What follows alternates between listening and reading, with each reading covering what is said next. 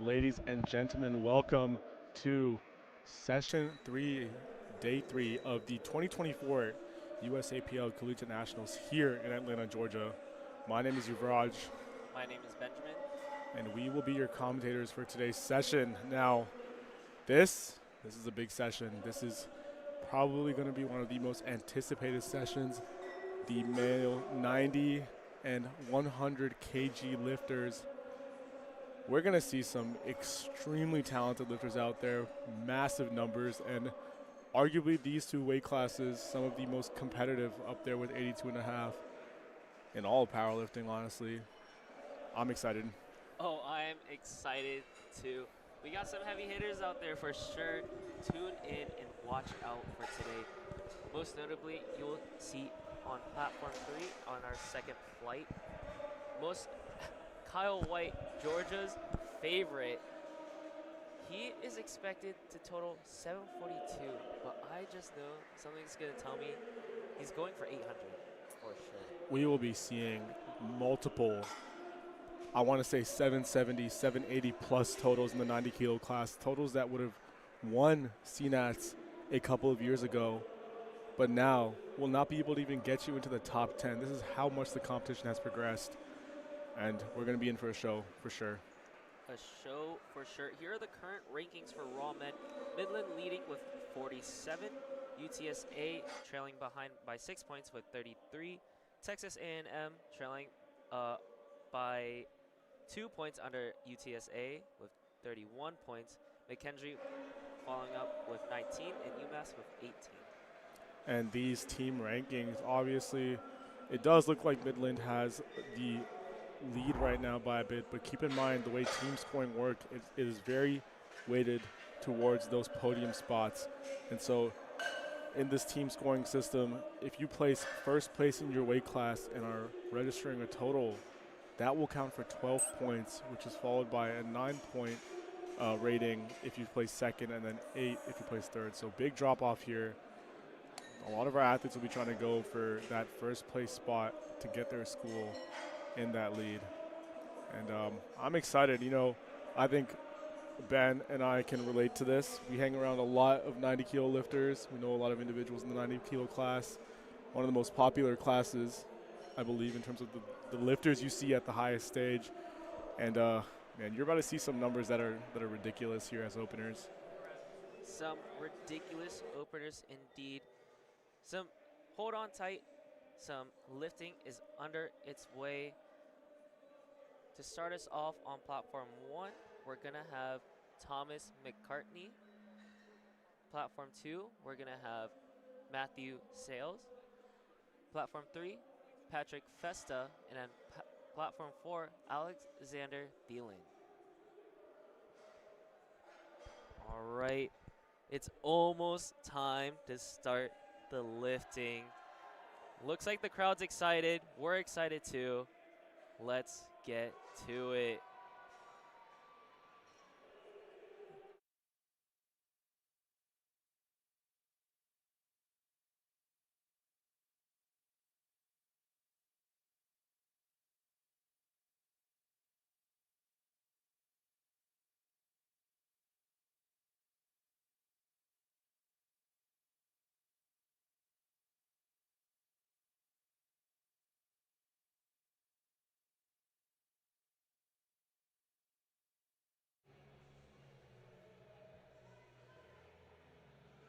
Alrighty. Looks like our spotters and loaders are ready to go. The bars are loaded. And it is time to start lifting. Platform 2, we got Matthew Sales stepping out to 200 kilos. Big opener here. Platform 1, Thomas McCartney not so far behind with 197 and a half.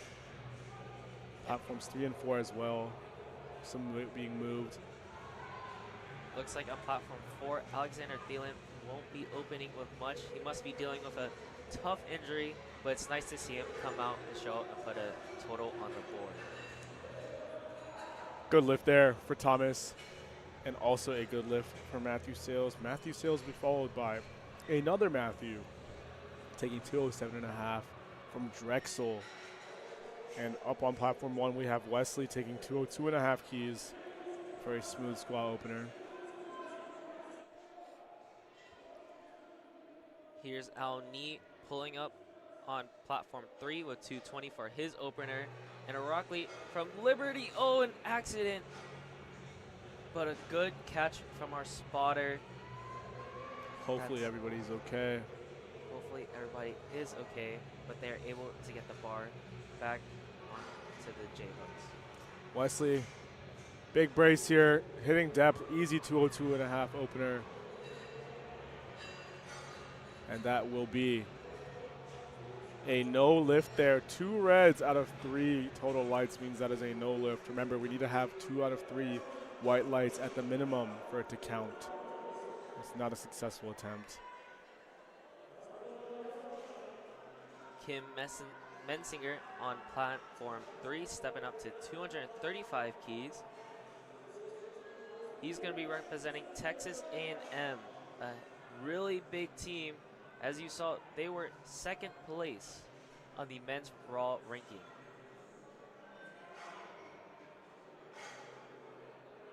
Jacob Boschak on platform 4, representing University of Minnesota. Absolutely nukes his squat of 220. 2 out of 3 white lights. That's all you need. And now we have Edward preparing for a 210 back squat here. We're going to see a range of sort of strength here on the day. I know a lot of these athletes are coming in with absurdly high qualifying totals, especially in the 90 kilo class. Be looking forward to seeing. And it looks like we have a new guest joining us at the commentators table. Ken Lee, welcome to the commentators table. Thankful to be here. We got Jack Townsend, opened up with 230, 2 red lights. Going to be a no good lift. It's unfortunate to see. The judging here today throughout the entire weekend has been very strict. A bit of a fight from Edward on platform 1. He still gets it up though. See what the judges say. 3 white lights, good lift.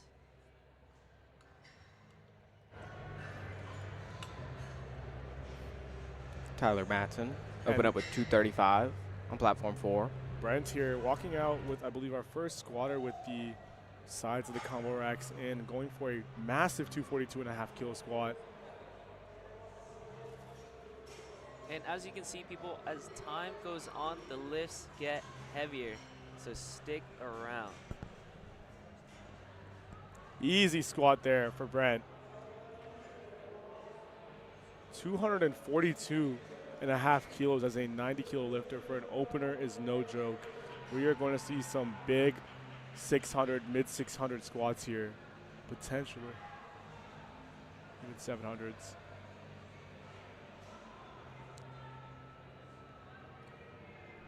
Platform 2, the cameras will go down shortly. We are replacing a cable on our end, but if you want to follow along with Platform 2, you can open up LiftingCast.com and follow along with your friend or favorite lifter. And now Platform 3, PJ Krasinski from Notre Dame.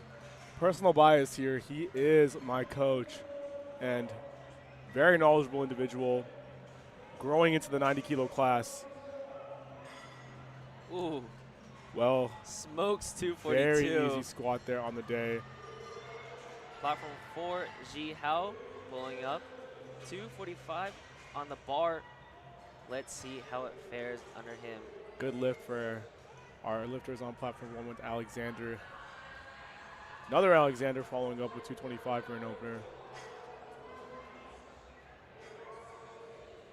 Wow. Very well done on platform 4. And it looks like we are back. Adrian from the University of Texas at Austin absolutely smokes 225. Moving on with Brian Flores representing George Mason, also squatting 225. Now Alex on platform 1 gets 3 whites there for 225 kilos. We are pushing into the 5 plate, 496-pound territory there on platform 1. Very impressive. Here's Chris McBean. He finally gets the squat command. And an easy 245, representing University of South Florida. 2 different 225 squats here on platform 1 and 2 with Isaac and Brian. Very smooth for Isaac. Just as smooth for Brian. Let's see if they get good lift calls here. Good lift for Isaac. Great lift. For Brian. And the energy we can expect to sort of gather here. It is an evening session, so a lot of our audience members might be tired if they've been here from the morning, but I have a feeling the level of competition will make up for it very easily. For sure, for sure. Especially when we get Midland and the Raging Cajuns later down the line. Armando smoking his first squat there on platform 3 rather. Did see Armando training at the local DNA Strength gym a couple of days ago. Very strong squatter. Let's see what he has in store today. And Liam here, 225 as well with a narrower squat stance. Very well done. Here's Andreas on platform 2, getting ready with 225. Makes easy work with it. And 247.5. Oh, Spencer loses his balance. That's going to be a no lift. Now, as a reminder to those who are new to the sport, in order to get 3 white lights in the squat, part of that includes squatting the weight in a continuous manner and also achieving depth. Would you mind explaining what depth actually is, Ben? So depth is going to be where the waist goes beyond the top of the knee parallel. That's exactly what the national level referees are going to be looking for. Hip crease, my bad.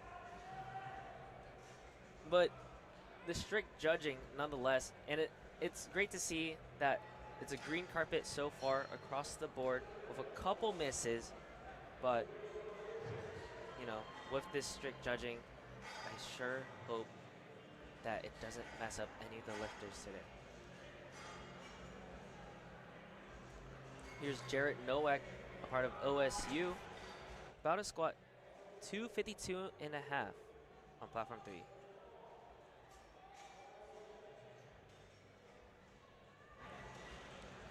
And Colin here opening with 227.5 kilos, big 500-pound squat as an opener. Can expect it to move ridiculously fast. Jonathan on platform 4 taking 250 as well for his opener.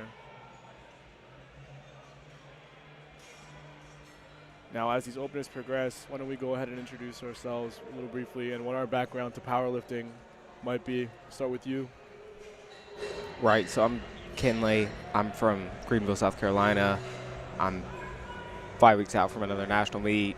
I competed at CNETs last year, helped get Gamecock Barbell at the University of South Carolina started, which we had 2 athletes compete here this weekend that I helped make it through their first national meet. One of my athletes just competed at nationals a couple weeks ago, did fairly well, All-American. But how about you guys? I'm Benjamin, and I'm part of GSU Barbell. I am a part of GSU Barbell, but I'm also future vice president of GSU I Barbell. know that. Congratulations. Thank you. My promotion is yet to come, but is in the works. And so far, I have 1 meet under my belt. It was back in December. It was in hopes to qualify for this CNETs. Unfortunately, I did not make it, but I am just as happy to commentate CNETs.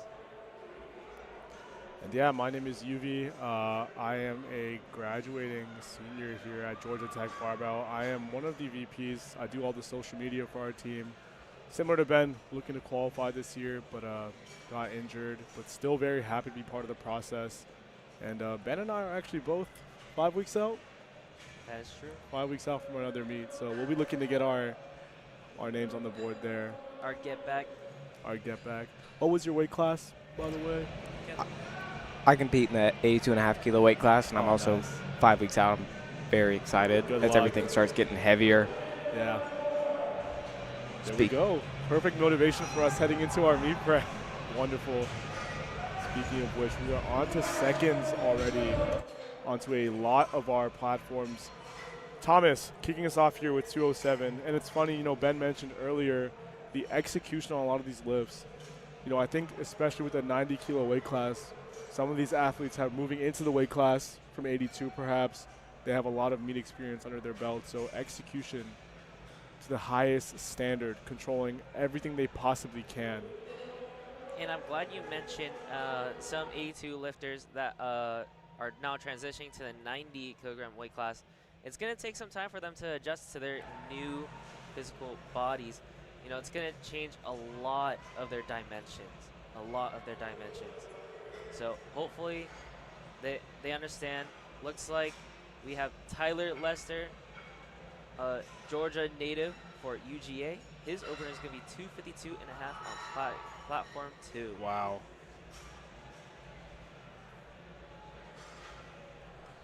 And Tyler Lester, as Ben mentioned, big 252 squat. That is very impressive for a 90 kilo lifter, even a 100 kilo lifter.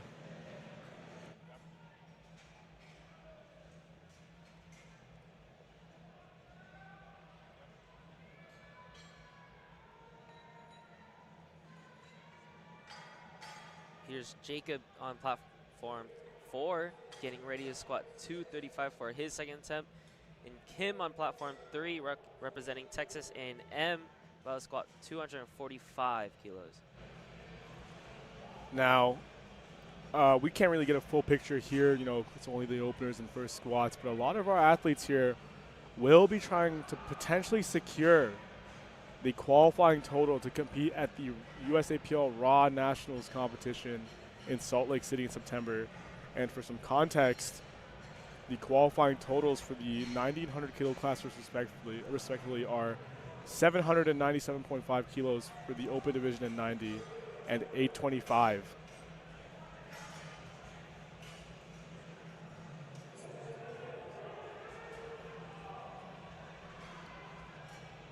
And sorry, just heard from my producer some comments on that. So these will actually be for next year because Raw Nationals this year did fill up, big demand, and as part of the way the sport is growing, people are getting that opening, those qualifying totals a lot more frequently. So there is still some stuff at risk here for our competitors, and people will be making that push. There's Gabriel waving hello after smoking 247.5. We got Dallas Romanowski on platform 4, keeping it conservative, staying at 250. We got a lot of people missing on platform 4 on depth. We've got multiple people jumping 15, 17.5 kilos. Dallas keeping it conservative, that way you can get on the board. Unlike a lot of people on here so far. That's a very good point there, Kenley. I mean, these big jumps, as John slightly misses out on depth here on the side calls. We're heading into the heavier weight classes. Larger jumps between attempts on squat especially are going to become more and more common. You can see Brent taking 257.5 keys for a second. Solid. Second choice for him. Speaking of big jumps, looking at both of these platforms, 1 and 2, what seems like lower openers coming out with high 400s, 500-pound squats for their second. Makes you wonder what they have planned for their third attempts coming up.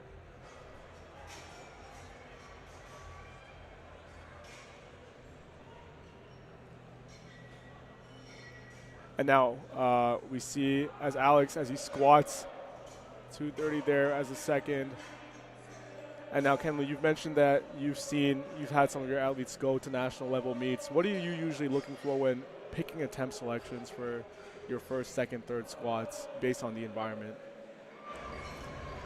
Right, so obviously, number one, it comes down to their strength level and everything like that. Like, you're going to have percentage-based jumps. And when it comes down to third attempts, it depends on who you're competing against. which is where scouting becomes so vital. Very true. Yesterday, for example, it was a lot of more conservative jumps just because, especially on squat, the platform that we were on, they were calling depth super strict, just like you see on platform 4 here. You look at platform 3, you've got no misses on depth. You look at platform 2, it's green all the way down, versus you look at platform 4 and you've got 6 people that have already missed on depth, and we're not even halfway through the second attempts. Very well said. And, you know, again, at this high level of competition, it is up to the athletes to make sure they can perform at the level that the judges are upholding. And here, PJ Krasinski on platform 3, taking 257.5 keys. You're seeing a lot of similar choices in weight selection. And I think that's, when he smokes that for a second attempt. Wonder what his top end is. Yeah, you gotta wonder what his top end is, but I want to point out to platform 4's Spencer Knight. You see, he missed 247.5 because he fell off balance, but it went up with speed, though he did take a step forward. Let's see how this 257.5 goes. Wow.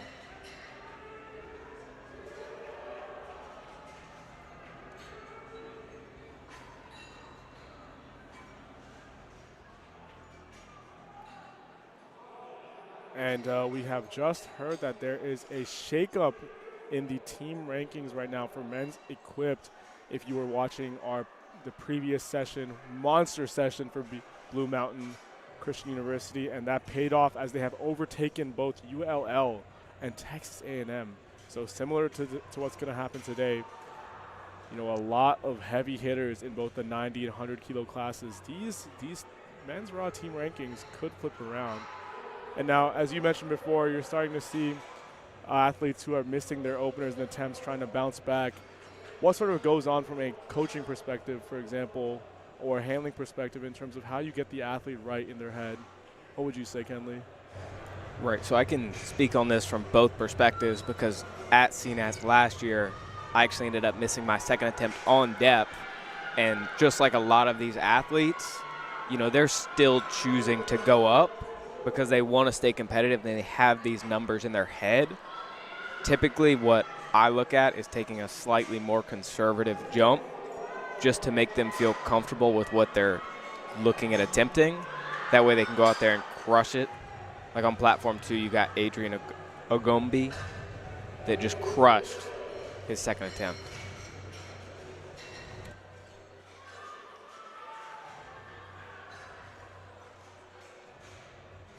And here, when you talk about squatting, interesting to look at Liam as he hits a wonderful second. His squat, you know, looks a little visibly different from a lot of the other lifters. And when it comes to powerlifting, you see a lot of different variety in the form and bar position. And Liam, they're opting for more of a narrow, lower bar position, where some of our other athletes, Jonathan on platform 4, also a narrow stance. And Jaden here was actually working with him in the warm-up room 2 days ago, looking at him ready to take this squat. And so how do you think athletes figure out their technique, you know, over the long term? Is a narrow stance better than a wide one, or is high bar better than low bar? How do you think people figure that out as lifters? It all comes down to what is most comfortable for you, and over time you develop that. When I first started, I had a more narrow stance, just given the background. And coming up now, it's, you know, more medium stance. I wear flats instead of heels. It's just what is most comfortable and what's going to allow you to push the most amount of weight and execute consistently. And then I want to touch up on that. It's going to be a lot of trial and error, right? You're going to look up to a bunch of these influencers and these pro-level athletes. Yeah. And you're going to think, maybe that could work for me. And when you try it out for the first month, yeah, it works. The second month, you don't see that much progress. And that third month, you just end up going straight back to whatever you're comfortable with, just like what Kenley was saying. Very well said. And Isaac there with a nice second attempt. You know, not everybody can squat exactly like Russell Orhe. That's what works for him. Russell It might not Orhe, work for David everybody Wilson, else. Like David Wilson is a good one. He has a very wide squat stance. And he even recommends to anybody watching him not to do what he does. Don't do it. It's, yeah. And you look at his athletes, they typically don't use as an extreme as he does. Not at all. His squat width is wider than many sumo deadlifters' stances, which is saying something. Here, we're heading into some very heavy numbers here, 277.5 keys as a 90-kilo lifter. Now, again, 90 kilos is just that number in terms of that weight class where you often see the highest amount of, I want to say, total weight lifted at that body weight just because of how the human body works and how a lot of people fall into this weight class. And like you said, especially with 82s coming into the 90-kilo weight class, you see some very large lifts here as we head on to our thirds here on platform 1.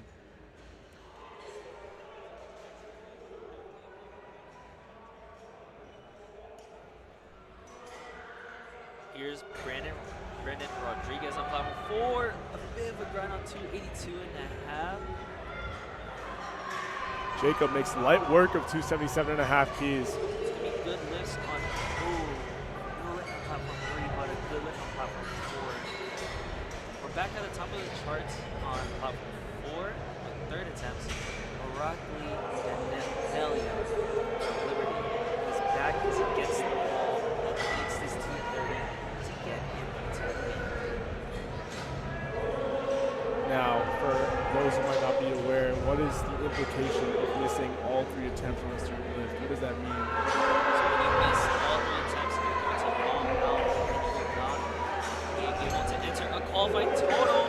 Very well done. Amazing spot from Orakli. That's the one.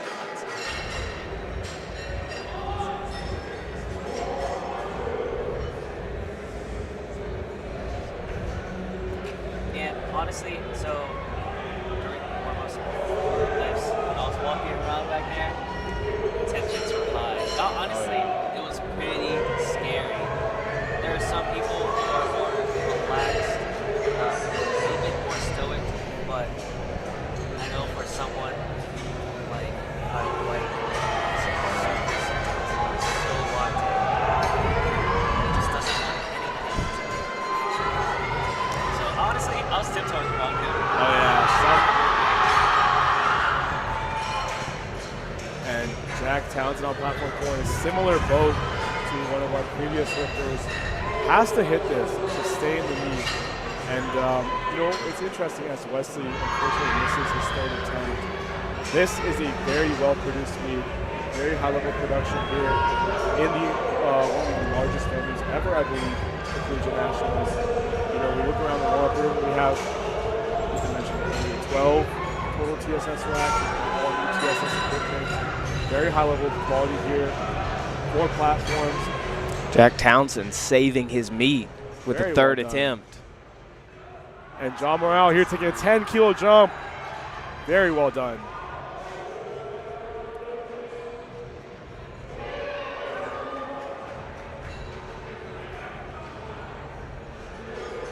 And for those who want to have a supplement to watching this stream and want to keep up with the rankings, you can follow at either scoring.usapl.com to see overall rankings, or you can follow on the LiftingCast online and search up the USA Powerlifting Collegiate Nationals. Especially important to once we start getting into the later lifts of the evening and start seeing those rankings change. And now, as we were discussing earlier, since a lot of our athletes are taking larger jumps between attempts, that third attempt, especially if you miss those first 2, it's a big mental battle there. Now, Kenley, have you ever had to experience athletes being on that verge of needing to hit a third to secure a total? Oh, absolutely. But there's massive benefit to it, and you can build massive momentum in a comeback story like that, and everybody loves a good comeback story. Yes, nice shot with that 242.5. Kenley, I gotta agree with you. Everyone wants to see the underdog win. We've seen time and time again in previous days and sessions where there's supposed to be a predetermined winner, but they've always fallen short. And that's where the underdog came in. The underdog came in by being very consistent.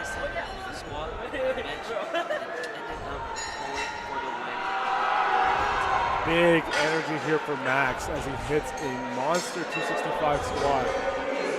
3 whites there in the all A7. And now we have Kim. Platform 3 taking 62.5 squats here. Alex on platform 1 getting ready to squat 235. Can he recover and hit this? Can he go up?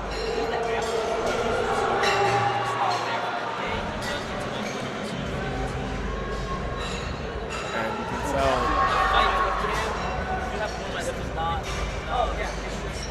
And we can hear the reverberations of the music. You can expect this to get very loud here in the crowd as lifting goes on. And I believe platform 2, Tyler Lester, getting ready to take 260 here for his squat. While Colin is going to take 240 again, just like.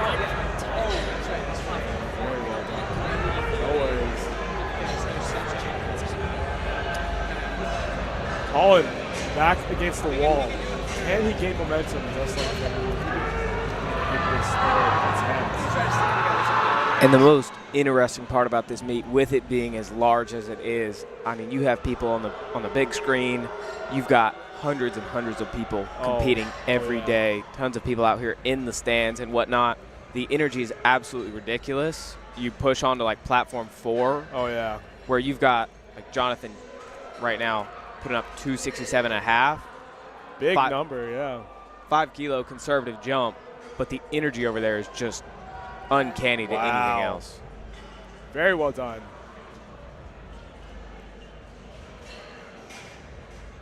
And Brent's getting ready to take 265 here for his third on platform 3. While Alexander all smiles there as he hits 242.5 kilos. Very well done. Alexander Engelman there, I believe, will be going 3 for 3 heading into bench. Good squatting day for him so far. Smooth squat from Brent for his third attempt on 265. He gets 3 white lights. Chan from UMass, who's requesting a drag, still has 40 seconds on the clock.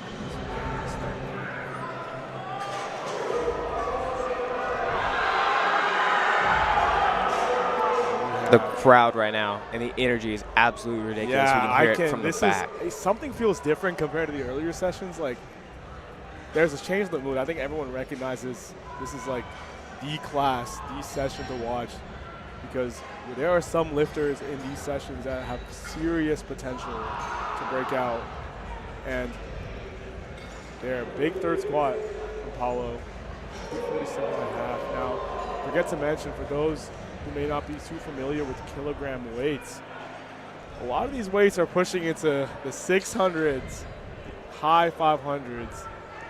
Especially with Luis from University of South Florida, who's squatting 595 pounds. Let's see if he gets his third attempt. His teammate right next to him, Chris McBean, going for 265, 5'8", 6 plate squat.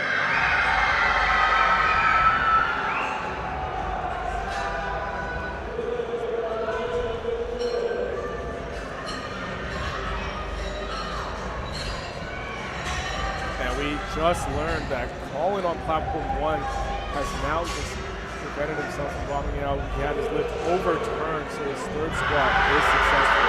And now Liam grinding for that 247. Now, the jury system, very critical in national level competition.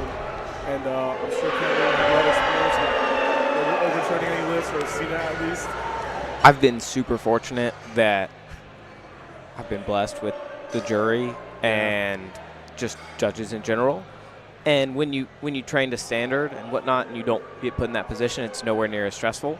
For sure. But in situations like that, it's mandatory.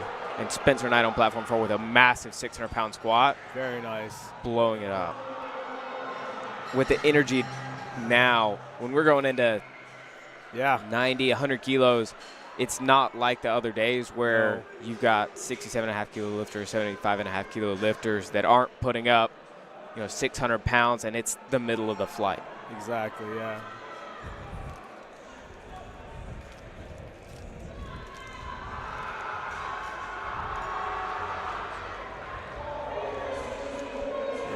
And as we were noting before, especially as Ethan said, relative to the past few years in this weight class, the way 585, for example, as a squat has been normalized as almost the bare minimum you need as a later attempt going into competition is ridiculous. I mean, you're about to see some monster squats later on in some of these fights that we haven't really seen this level of competition before. And what do you both think is associated with the increasing overall competitiveness and strength these past 2 years? Is it coaching? Is it popularity of the sport?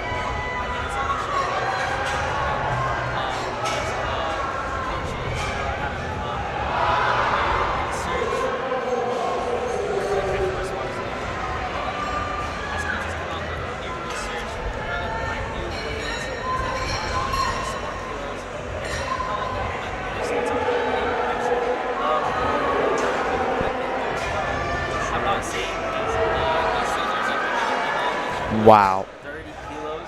That's definitely placebo. Wow. But Dallas we have- Romanowski blowing up a 25 kilo jump Sorry to cut for a you good all lift. off, but I have to support my coach man here. PJ. PJ, oh. So close.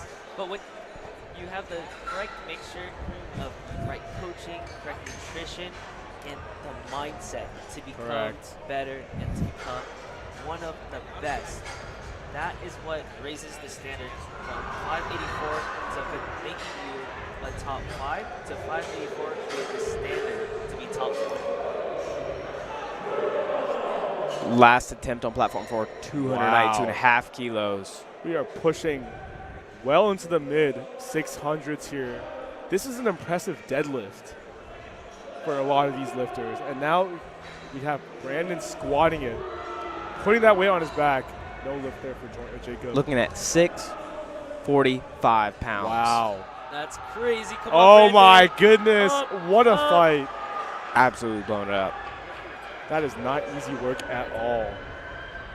Wow. Ooh, it's going to be a no, No lift. lift. though. Unfortunate. And Jacob on top What- of 3 also misses his lift there. With all the advancements in powerlifting, the equipment, the coaching, nutrition, all of that's amazing. But what is most important and what's pushed everybody as far as it's come is just competition. 100%, yeah. The reason why we never saw anybody in the 82 kilo class squat 600 pounds until John Hack did it, and then all of a sudden everybody's doing it. Yeah. You see it in every sport.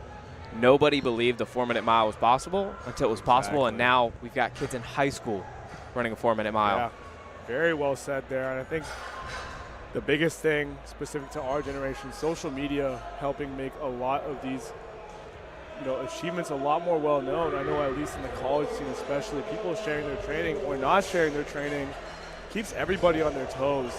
And friendly rivalries like this can only push people further and further to stay on top of their training. It is ridiculous. I mean, we're seeing a big range of squats here. And on platform 2, as Jonas prepares for his 3rd attempt squat here of 250, you can notice that the racks are set in. Now that is definitely a matter of personal preference just to allow him to get that wider grip. And what are some of the differences you might see with a wide grip on the squat versus a narrower grip in terms of positioning? So it's definitely going to be purely subjective, but it's up to the squatter. Jonas, come on.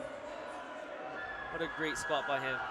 But as I was saying, it's completely subjective. For more of our boxy frame builds, they're going to want to keep their hands a bit wider as it is more comfortable for them.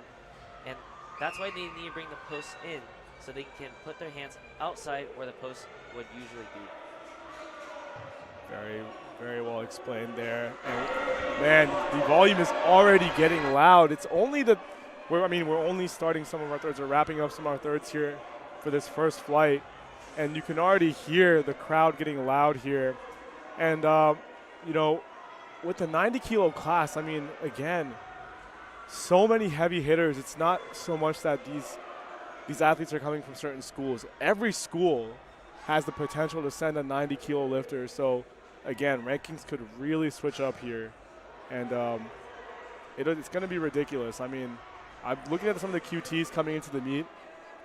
we have some very close to 800 kilo QTs from a 90 kilo lifter, which is And I'm sure ridiculous. they want to break that 800 mark today, so I cannot wait to see it.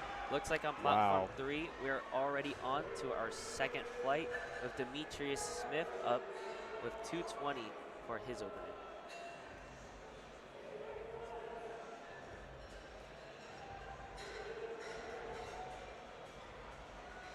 Now, it takes a lot for an individual to reach CNATs, but you will see some really, really heavy squats on platforms 3 and 4, as that is where the heavy hitters of 90 and 100 kilogram lifters will be. And now, you know, when we're looking at all these lifts, as Kenley and Ben have mentioned, it looks like they're getting more and more absurd by the year. And, you know, you start questioning, you know, whether or not athletes are participating in any other sort of outside sources or assistance for this. But you can rest assured the USAPL is one of the most tightly regulated federations when it comes to drug testing. Last year alone, 86 drug tests were carried out, and these drug tests are not random. They are targeted, and they're usually trying to catch people to make sure the entire platform is clean. There are also out-of-meat testing lists, for example, for the very, very top level. It's good to know that the USAPL is trying to keep the competition fair. And honestly, more of a testament to the genetic freaks we have here in powerlifting nowadays. It's crazy. I mean, we have friends that come in just lifting weights and then suddenly just squat 500 plus their first time. And it's a rare sight to see. And you take a look at platform 4, like Milo, opening up with over 585 pounds, 267.5 kilos. Absolutely massive owners. We're going to see some mid 600 squats, high 600-pound squats. Oh, yeah. You talk about an opener, the difficulty of which, you know, could be related to a weight that you could hit if you were rolling out of bed. And if that is true, then we have athletes in platform 4 hitting 600 pounds, 585-pound ranges like it's nothing.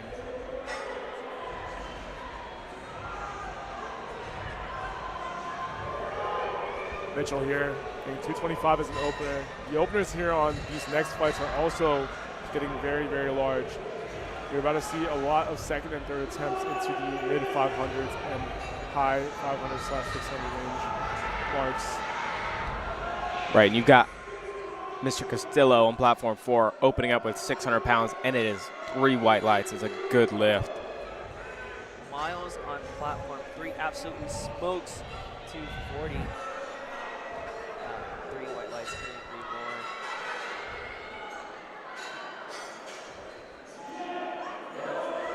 We're talking about all this training, but one of our sponsors for the stream actually provides free training, and that's going to be Boostcamp. Transform your lifting journey with Boostcamp. The last training that I've ever access free training programs from legends like Bryce Lewis, Eric Thompson, and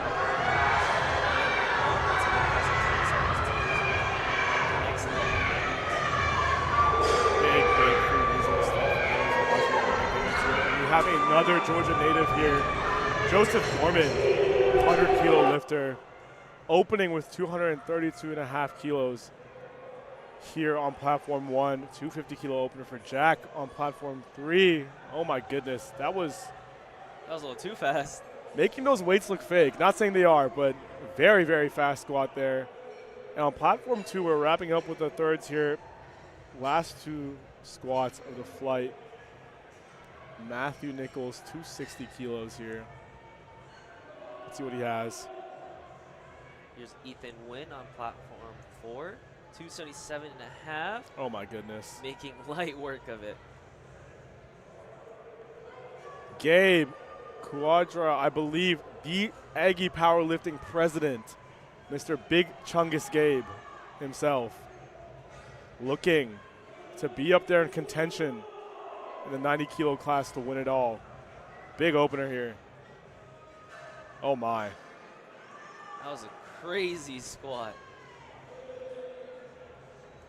Georgia native platform 4, Grayson Duggar here, 277.5 kilos for his opener. Very excited to see Grayson here, handled by Ethan Stone in his signature orange Reese's shirt. And Grayson looking to secure second, separate himself from the rest of the pack here at his second CNATS, I believe. Very, very big performance ahead. Tyler as well, third squat here, 267.5 kilos. And Lucas, another Georgia Tech student, getting ready for 245 here on platform 1. Big showing ahead of us. We love to see as more and more Georgia lifters come out and lift. And on platform 2, as Tyler is ready to take his 267.5 keys. Come on, Tyler. Can he push through? There he goes. Very well done. Lucas, Georgia Tech lifter here, platform 1. Now, he's gone through some injuries through his training this past year, but he has done an excellent job of recovering and building his way back up to hopefully a massive 600-plus squat. Let's see how he does. While Joshua Hall on platform 4. Lucas stumbling a little bit there, trying to find his footing. Now, when it comes to getting the start command of the squat, looks like he's not going to have enough time.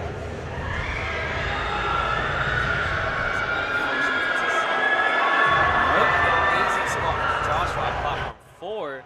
290 looks so easy on his back. And Joshua, it's gonna be a no lift there. unfortunately.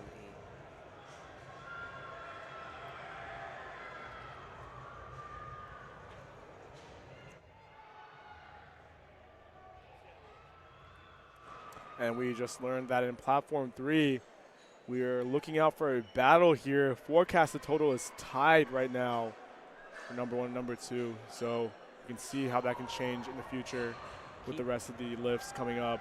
Keep your eyes out for Seth Masuki and Kyle White. Big lifters. Now Chidera, platform 4. He, for those who follow future of powerlifting, was on King of the list. Big 700-pound squat as a team. That is true. And I was there to witness it in person. Ridiculous. It was crazy. Can he bring it to the platform at this stage with another Georgia lifter on platform 3? Mr. Landon Spurgeon here. Surge. Let's go, Landon. Looks like Chidera needs to retake this squat. And now, with the opening squat, especially with weight this heavy, how is the impact you think this has, regardless of the weight class? Are you referring to the nervous system or to nerves being in this environment? Being in the environment, yeah. At the end of the day, the weight for them doesn't matter, especially with these openers, because it's something they're familiar with. Like the lifter that just completed a lift on platform 4, which was a good lift in the mid-600s. Like you said, he squats in the 700s. So that's comfortable weight for him. The most nerve-wracking thing here is the environment. It's absolutely ridiculous. If y'all have ever stepped on a platform at the national stage, you'd understand. And let's see here, Evan Ross, another big favorite for the 90-kilo class, Mr. Mini Hulk. 265 opener. I know his top end is into the 300s. Let's see if he can get there. And if 265 looks like just like the bar, I'm sure the top end is there too. Oh, yeah. And Patrick Borman jumping 15 kilos after missing his opener attempt for Gets 3 it. white lights. There we go. Great job there. That takes guts. And here's Seth Dasuki, our projected first place, as he weighed in lighter than Kyle White, who shares the same subtotal of 742.5 forecasted. Now an update on platform 1. Lucas Odom will be put at the end of the flight here to retake his first attempt. Maybe a mishap there with the way the weights were loaded. But it's nice that he is awarded that retake there and does not get penalized. Still, will take energy out of him as he is up next to take 245 here. Here's Seth for 265 on platform 3. Makes easy work of it. And it looks like the reason why Lucas is getting that relift is because he stepped on a spotter's foot. So ample reason for the jury to give him a chance to retake it. Shout out to the jury being very, very observant of these smaller details. And despite the energy in the building absolutely going through the roof, we're looking at in the middle of the flight for 100 kilos, 606 pounds on the bar on platform 4.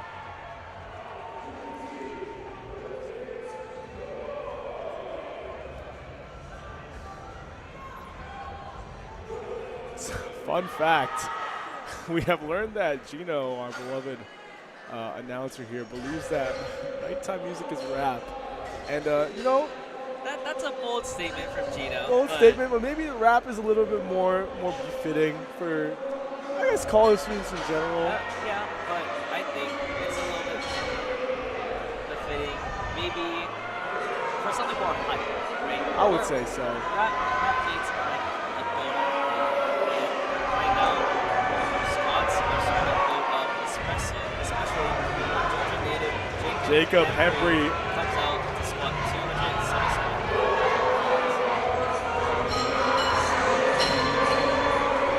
And now Jacob Hembry, big squatter here. Even better drummer, actually.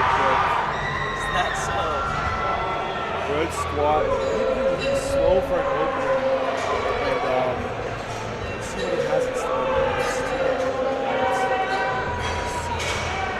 Kyle White, you mentioned earlier, was also on the list recently, and he's made some bold statements. Let's see if he can back it up here. Kyle, 80 Ks. tapping up the spotters. No matter what he hits today, considering what he was a year ago, you cannot say he has not. And look at him right now, getting the hometown crowd into it. He knows he has the city of Atlanta behind him. Big favorite here. Come on, Kyle. Show him what you're made of. And we got Blaine on platform 4, putting up 280, jumping 15 keys after missing his first attempt. Big squats on platform 3 and 4 here. Amazing. And we've got Gino excited with his nighttime music. Everything's bumping. Everybody's having a great time. Another University of Hawaii lifter, I believe our second today, following Casey Bell earlier on. Benjamin Shee with 237.5. Shaky walkout from Kyle. Kyle. Taking that. Laser focus. Yeah. Taking the full 60 seconds to hype up the crowd. I would be scared. I would be shivering in my timbers right now if 280 moves that easily. I see a 310 potentially. Let's see how it goes. Potentially. Listen, he's hit it in training before. Let's see if he can do it again. For sure.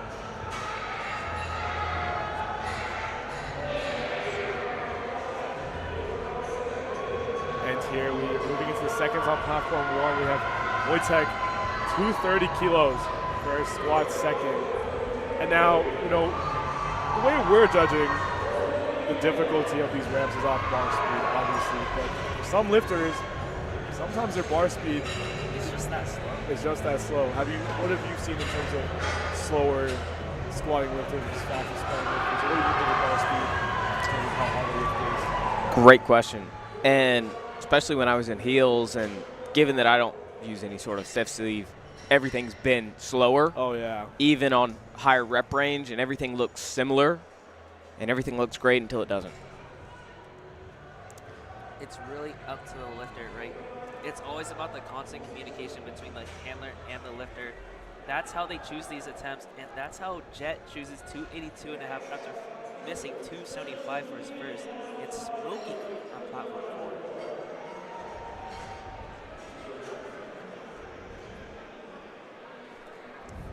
And we have just learned on platform 2, we have Team Army and Team Navy both having competitive members here in this flight.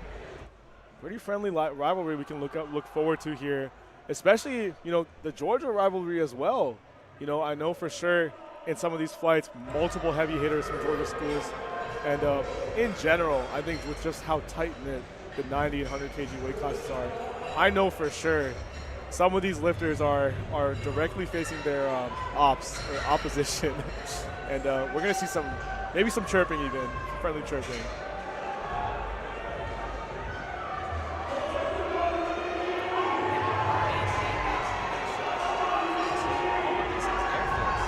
Exactly. We did have Air Force lifters earlier on in the day.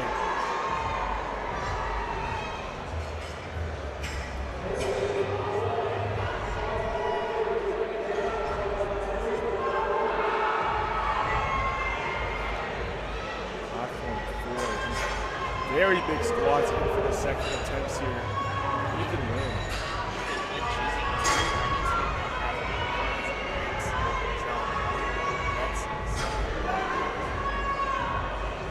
We got Man. Will Black Oh, on go platform ahead. 2.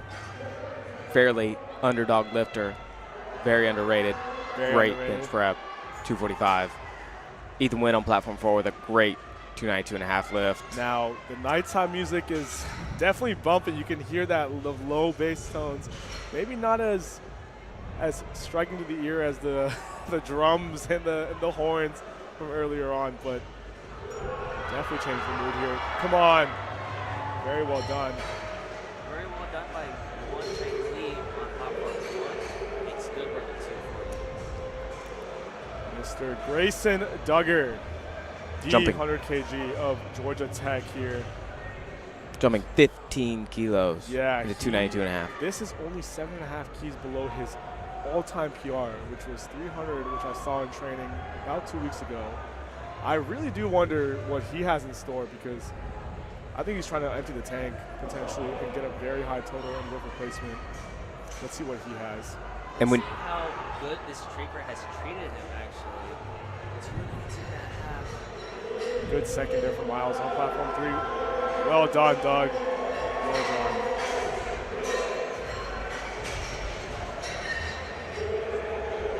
And now platform 4, the insanity does not stop. Chidera taking that 300 kilo mark for a comp PR, and we have Josh Hall also.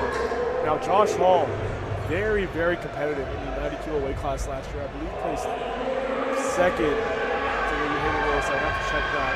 But he moved up a weight class, and man oh man has that benefited him in all 3 lifts. It has, and after missing to 90, he decided to take the second attempt. that'll be an impressive battle to watch, because they have their very own individual talents, For sure. with Joshua being incredibly good at deadlift and the lifter currently on platform 4 being significantly better on bench. That is a good second to me. It looks like Chidera is known to be able to grind out a squat, but it is 3 red lights there. No lift, unfortunately. The judging on platform 4 has been very strict. And you've got Joshua Hall jumping 17.5 kilos after missing his first attempt, just trying to stay alive, going into squat and bench in the subtotal. That way he can win it all in deadlift. Sure. Yeah, he has a ridiculous pull on him. Those arms are no joke when it comes to leverage.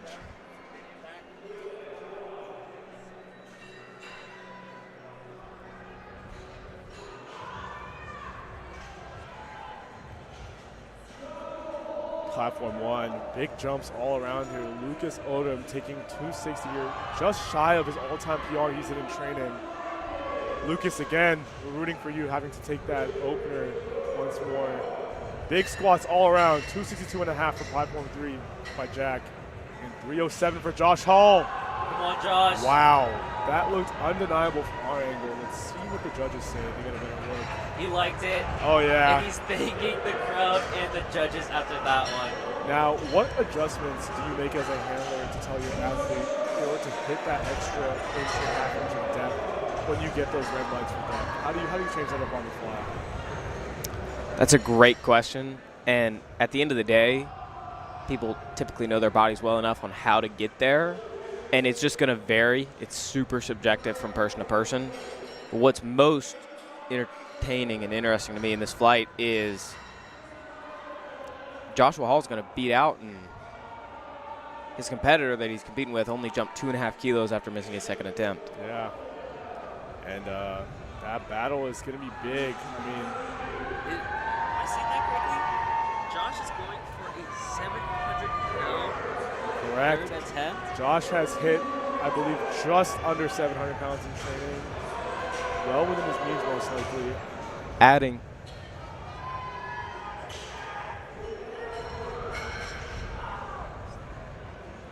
And we have just learned that Kyle White putting in that 300.5. We've got Man. 2 lifters opting in for chips and chipping records with Kyle White chipping by half a kilo for 300 and a half kilos, and Josh Hall chipping half a kilo for 320 and a half kilos. And we have Seth capping out our second squats here in Platform 1. Now Seth, rest assured, while he might not be on the big platforms, creeping into that top 10 already on forecast.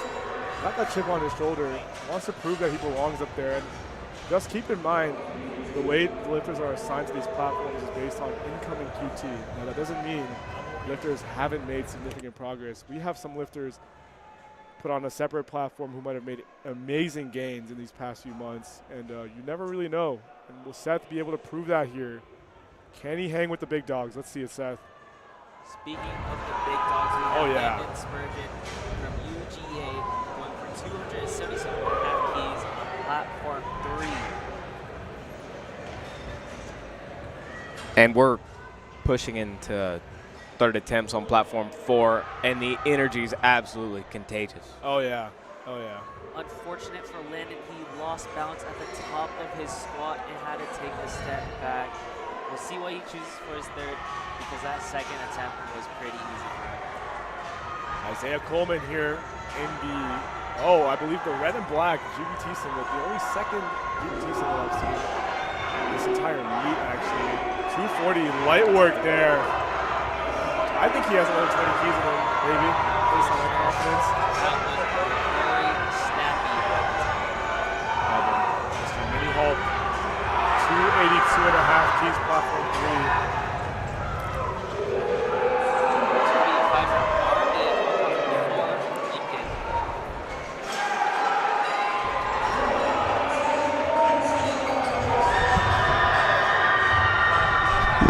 And we're moving into our thirds here. The energy is shifting here on platform 1 as Vortex kick it off at 235 for his third attempt. On platform 4, the energy is booming. We've got Milo jumping 5 keys to hit 290. People are definitely gonna make some questionable jumps here, as they really want to edge into the top 5 or maybe even the top 10 placings and get points for their team. Wojtek here with an amazing grind, pushing through. Oh my goodness. On platform 3, Andrew Kane jumping 25 kilos for a second attempt and absolutely blowing it up. Wonderful call there by the handler for Wojtek. A great squat from Milo, but just called for depth on it, unfortunately. Ben, representing Hawaii on platform 2, 250 kilograms. Big squat, let's see him. Oh, very well done for a second. Barely getting his sticking point there. And Seth Dasuki, once more, that reigning favorite, big 20 kilo jump. Taking 285 as a second attempt is ridiculous. Up Cole, and he's not able to get it. Seeing massive jumps on platform 3. Now, with bigger jumps, you gotta have that bigger confidence. And I think obviously a lot of these lifters, so much training data, competing over and over and over again. These big jumps might look risky to us, but I'm sure very calculated here. Seth executing on 285. Seth absolutely needed that. He's going to need every kilo here if he wants to hit that forecasted total and stay first. Vam here, custom Oregon singlet, very well done for 252, and Trenton also getting 240 on his third attempt. These squats are ridiculous. I mean, talk about setting a lifetime goal when you start powerlifting to squat 230, and you hit it, and then you see people at 90 squatting 600, mid-sixes, 700s now. Right. It's Jet insane. on platform 4, absolutely blowing up 297.5 kilos. Wow. That's 655 pounds. A grinder from Jacob Hembry, Georgia local. He gets it up though. Jumping 10 kilos, fairly conservative. 3 white lights, great call. And yes, platform 3 is going to be big. Have your eyes on Kyle White coming for that collegiate squat record. Now, Kyle, talk about confidence. On a second attempt, jumping 20.5 kilos.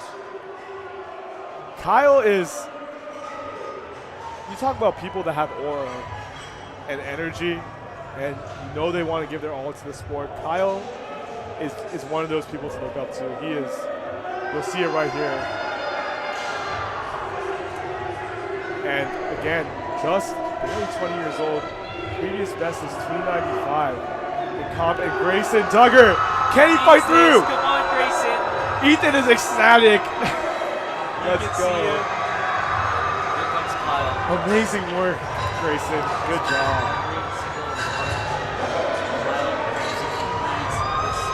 Eyes on platform 3. The energy in the building is booming right now. Kyle, you need to see everything right here, Kyle. Come on. With in the J's. Let's see it. 2 Eats, over breathes, 667-pound squats. Sleeves Yeah. powerlifting. For- He's wanted this so bad for so long. And he's here to show everyone who he is. Come on, Kyle. Let's go. Oh, my God. An easy squat for him. Kyle. Has plenty in the tank. And New that's- American And he record. know, yeah. He This is said his city. He's going to get it. This is his city. Come on. This is his city, and He he's going to knows. make it his state as well. And Blaine fighting for 300 on platform 4. Oh my goodness. It's as if lifters are going blow for blow right now. No number here that you see is safe in terms of being away from the crowd. There's someone here that can hit it on the platform. Even after missing his opener attempt. Ridiculous. Talk about bouncing back. On platform 4, jumping from Chidera. 300 to 302.5 after missing it on the second attempt. Chidera, very talented squatter. He just needs to execute this, hit this to depth, and he will. Someone called Juno over because this is the number of the beast. 6, 6, 6. Let's see it, Chidera. Thirds all around, all 4 platforms. This is what we're talking about. Good squat from Mitchell. A grinder for Chidera, but he Great gets it squat up. for Chidera and Liam. And can Ricardo come through? Come on, Ricardo. Amazing. All 4 platforms simultaneously hitting their 3rd attempts. And all good lifts. This Let is the us energy go. that we're talking about. If you don't like this, you don't like USAPL. You don't like powerlifting You don't like at your all? powerlifting at all. Yeah, that's insane. Seeing those thirds move like that. Perfect calls by the handlers too. Of course, exceptional, perfect calls. Here's Ethan with coming up to 305 kilos. Getting ready to squat better. Cole walking now 260 here on platform 1. Now, don't count platform 1 out, even though it's not the bigger platform. Wow, we can still big squats all around. Joshua Hall coming in, platform 4. Oh my goodness. Is that a 15-kilo jump? Is that correct? It's not. It's a That's 13 correct. That's kilo 13. jump. I can't mental It's that. been a long day for us. It yes, has. But 13, 700. He's going for 706. Let Let's see me it. correct myself. 706. Wow. Joey on platform 1 for KSU. 260 would be a big meet PR. Can he execute? Joey, come on. Very well done, Joey. Joey, we are so back. Let's go. And Josue on platform 2. 237.5 keys here. Massive energy on platform 4 as Josh Hall steps up to Yeah. attempt Josh over Hall. 700 pounds. Josh Hall, someone who has been known for giving it his all for his team, doing it all for his team, contributing a lot to that energy at the University of Houston. I'm sure he's getting all that energy back right now. And Josh Hall, despite being a long femur lifter, putting up this much weight in the squat. I mean, leverages don't matter anymore. This is grit. Oh my goodness. Josh. New American record on platform 4. There goes that man. He said, that's mine. That's mine. Well deserved. Amazing work there. Lucas Odom, 272.5 keys. He is taking the 601 100-pound squat here. He has been dreaming of this for a very long time. Injuries took him back. Retaking the opener took him back. Can he hit this? Come on, Lucas. Sinking it! Let's go, Lucas. Lucas Odom, I swear, if you do not stop hitting PRs at RPE 7, please, please. He's a sandbag, ladies and gents. Very well done. That is what he's done. Big jack on platform 3. A deep squat from him. Almost jumping off the pole. He's excited about that. Oh, yeah. Is that a good lift? It's a great lift. Great lift there. You see our spotters trying to adjust the weight and balance it out on platform 1. It's not the easiest to do when you have that much weight on the bar. And for those tuning into the stream, platform 4, I believe, is done with squats. That seemed like it went by insanely fast. It did, but it's because we were so hyped. Here we have Georgia local on platform 3 getting ready to squat 277.5 keys again. Fortunately, he missed on that second attempt because he lost bounce at the top. Let's see if he can get vengeance in that stab back for 277. And Landon here, big squatter, very controlled descent. Come on, Landon. Very well done. Landon with closer to what seems to be the Wilson style squat. You know, very high demand on those. Seth, 280 kilograms here, jumping those 15 keys. As we mentioned, Seth, although he's on platform 1, this squat will put him into 4th place on forecasted placing for the 90 kg or 100 kg class rather. That is crazy. On platform 4 or 3, we've got Gene also competing 280. Seth, 280 squat. Yes. It's a good Very well lift. done. The crowd loves it. The energy is super high. And now, as we see our lifters continue to be all amped up, you might be wondering, how is it possible for both the lifters and the crowd to have so much energy? And I think a lot of that, as John can't get his third squat, is due to caffeine. And now managing caffeine intake as a lifter in general is pretty interesting, but especially on meet day. How do both of you go about caffeine intake I between take lifts? as much as I can. As much as I can before passing out.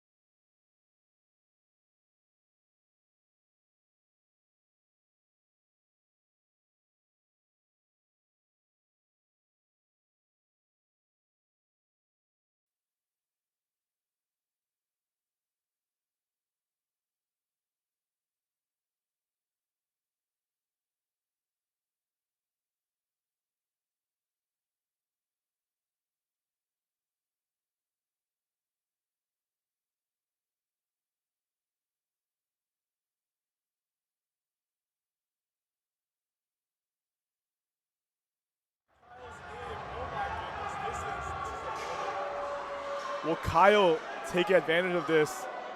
Step up. Come on, Kyle. You've done this before. You need it. We see it. Kyle feeding off the energy. Wish I could be able to see it in person. Come on, Kyle. And he is dialed in. He's so ready for this. Kyle, you need this. Big brace here, Kyle. This is yours. Come on. Oh! Oh my God, Kyle! Let's go! And he's got it! Kyle. Oh my God. Does he get Kyle! it? Yes! Mr. Kyle White. Kyle. I'm at a loss. This is your state. You came to show everyone what you came to do. Yes, sir. He is Mr. Georgia there. That is. He is Mr. Georgia, and he's gunning for first place. We've started a bench on platform 4. Shift your attention over there. But Oh still my waiting on platform goodness. 3. We're going to a short 10-minute intermission. Don't go anywhere just yet.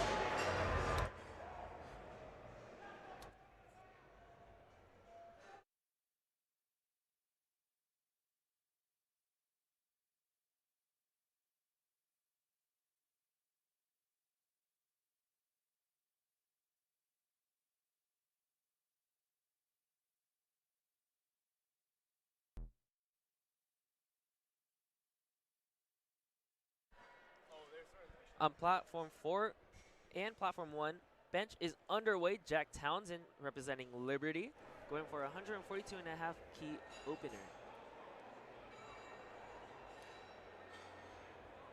Smooth bench from Jack.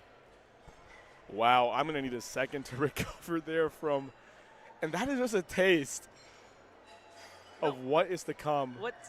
That too, but what's even crazy is that third attempt moved so much faster than the second one.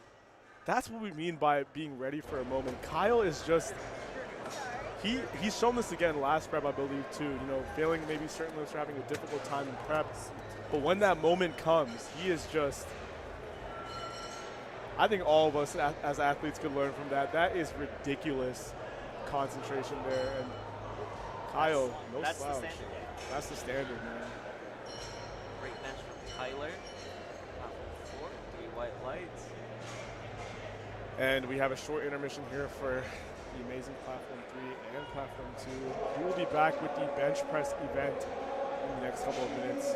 A lot of our athletes here will be trying to secure qualifying totals for nationals, as we mentioned before. And as you can see on the Platform 3 stream, we have our regional championships coming up in the month of June. This is the next highest level of competition compared to nationals. And so very important for these athletes to, especially if you are looking to compete in it, to qualify for a competition. Look out for regionals. Fun fact about regionals, the winner of the weight class will get a 50 kilo handicap towards the qualifying title for nationals. 50 kilos is no joke. That's a lot of weight. No joke. Secure that all fast. And with the competitiveness of the sport ever growing and the qualifying total, as you both know so well, jumping so high so quickly. Oh yeah, ridiculous. That 50 kilo handicap is massive. Definitely, but don't expect the competition not to be there. I mean, everybody will be there who's looking to try to get a spot, who hasn't already. And man, what a great battle already on Platform 3. This is what we're talking about, you know, coming down to the third attempts, beating those records, feeding off each other. That's what we like in the sport. Platform 1 getting ready here for the bench press with 132.5 kilos as an opener for Liam scheduled here.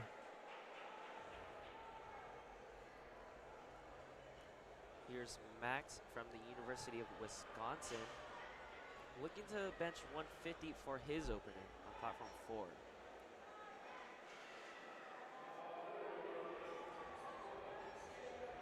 Liam Rott making a great bench on platform 1. Up next is John Morrill from the University of Colorado, Denver, looking to bench 137.5.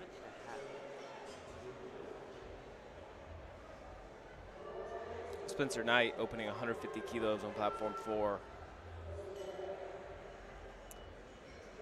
And now the bench press, you know, a little bit more of a technical lift.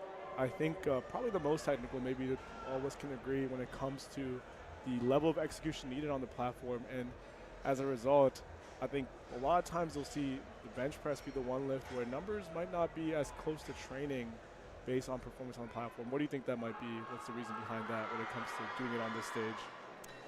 It all depends on your level of diligence during prep. If you train with proper commands, as bench being the most demand heavy out of all 3 of the lifts, and the commands being more strict. You've got Dallas Romanowski opening up with 155 kilos on platform 4, 342 pounds. The commands are definitely strict here. The judges are gonna look for a motionless bar as it is paused on your chest. Now, any movement that they see, even downward movement as they give you the press command, that's gonna be a no lift. And unfortunately, no lift is gonna hold you back, especially if you're gonna go for the win today. Dallas with 36 seconds on the clock running out to the bench. Under legacy training systems, the way that they ensure they can meet bench performance on the platform is using 2 and 3 count in the programming to help progress the bench and be ready for comp. 155 kilo opener for Dallas. These are some massive openers. You talk about, you know, the bench press. I feel like most people would have the most knowledge about that. It's one of the most popular compound lifts in general. You talk about, you know, benching 225, 315, and these numbers might seem far out of reach, but 300 plus, mid 300 benches, even some 400-pound benches will be seen today here at the 90 and 100 kilo class. It's no joke. I mean, this is weight that would be considered impressive to squat in a commercial gym. And people are pressing it with their upper body. So even an 82.5 kilo lifter attempted to press over 400 pounds yesterday, which is absolutely ridiculous. Ridiculous there. Alexander here, smooth bench opener. And, you know, so far we've seen more of the feather touch or soft touch pattern, you know, earlier before this session. But, you know, starting this session onwards, we might see more of a sinking pattern in the bench press. Ultimately comes down to preference, but what might the advantages or disadvantages to both of those be? At the end of the day, it comes down to the build. And with 90 and 100 kilo weight classes, it can go either way just depending on height. And the major benefit of sinking is how big of a boost it can get you off your chest. Yeah, that spring effect for sure. But with the feather touch, you can hold on to that tension, and it also helps you decrease your range of motion. But once again, the judges are gonna have to lean in a little bit and make sure that the bar is making contact with your chest. For sure. Right. And again, that touch point, that pause, I think judges have been very, very fair with upholding that command this past weekend. You know, obviously some longer pause commands, but I'm most definitely sure it's because the center judge is still seeing motion. So as Kenley mentioned, training to a very high standard, very important when it comes to executing. Largest benefit of soft touch bench is being able to slow down and keep tension on the bar so that you can get a quicker press command. For sure. Opposed to sinking where you have this bobbling motion which keeps you from getting a press command. With Jacob, soft touching bench, 170 kilos on platform 4 for an easy opener. 170 for an opener is insane. That is a deadlift opener for a lot of our lighter weight classes. And looking at the 100 kilo class on platform 4 in the first flight here, we've got a lot of people coming in 3, 4, 5 kilos underweight, 94, 95 kilos, even as low as 91.6 kilos. Wow. So potentially we have some lifters in the 100 kilo class who decided not to cut, you know, when they could have cut for this meet, or are building their way up from 90 into 100 long term. And another 170 kilo opener for Lewis. Wow. Amazing speed from that Really guy. fantastic. And with the beauty of powerlifting is it's not dominated by any sort of body type, and the biggest advantage it has on other sports is no matter how tall you are or how short you are, you can fill into a class, and if you're too tall for a class, you have the option to grow into the next class, and that's go what up. we're seeing a lot in the 100-kilo class, because that 90 to 100-kilo jump is massive, being Oh, yeah. 22 pounds. I can agree. I mean, obviously 90 and 82 stand out as the largest cluster of people in terms of competition, but still moving up those extra 10 keys. I mean, best example, Joshua Hall, right? 10 I mean, he hasn't even filled out 100 completely yet. And bros, squat, deadlift, and bench all went up.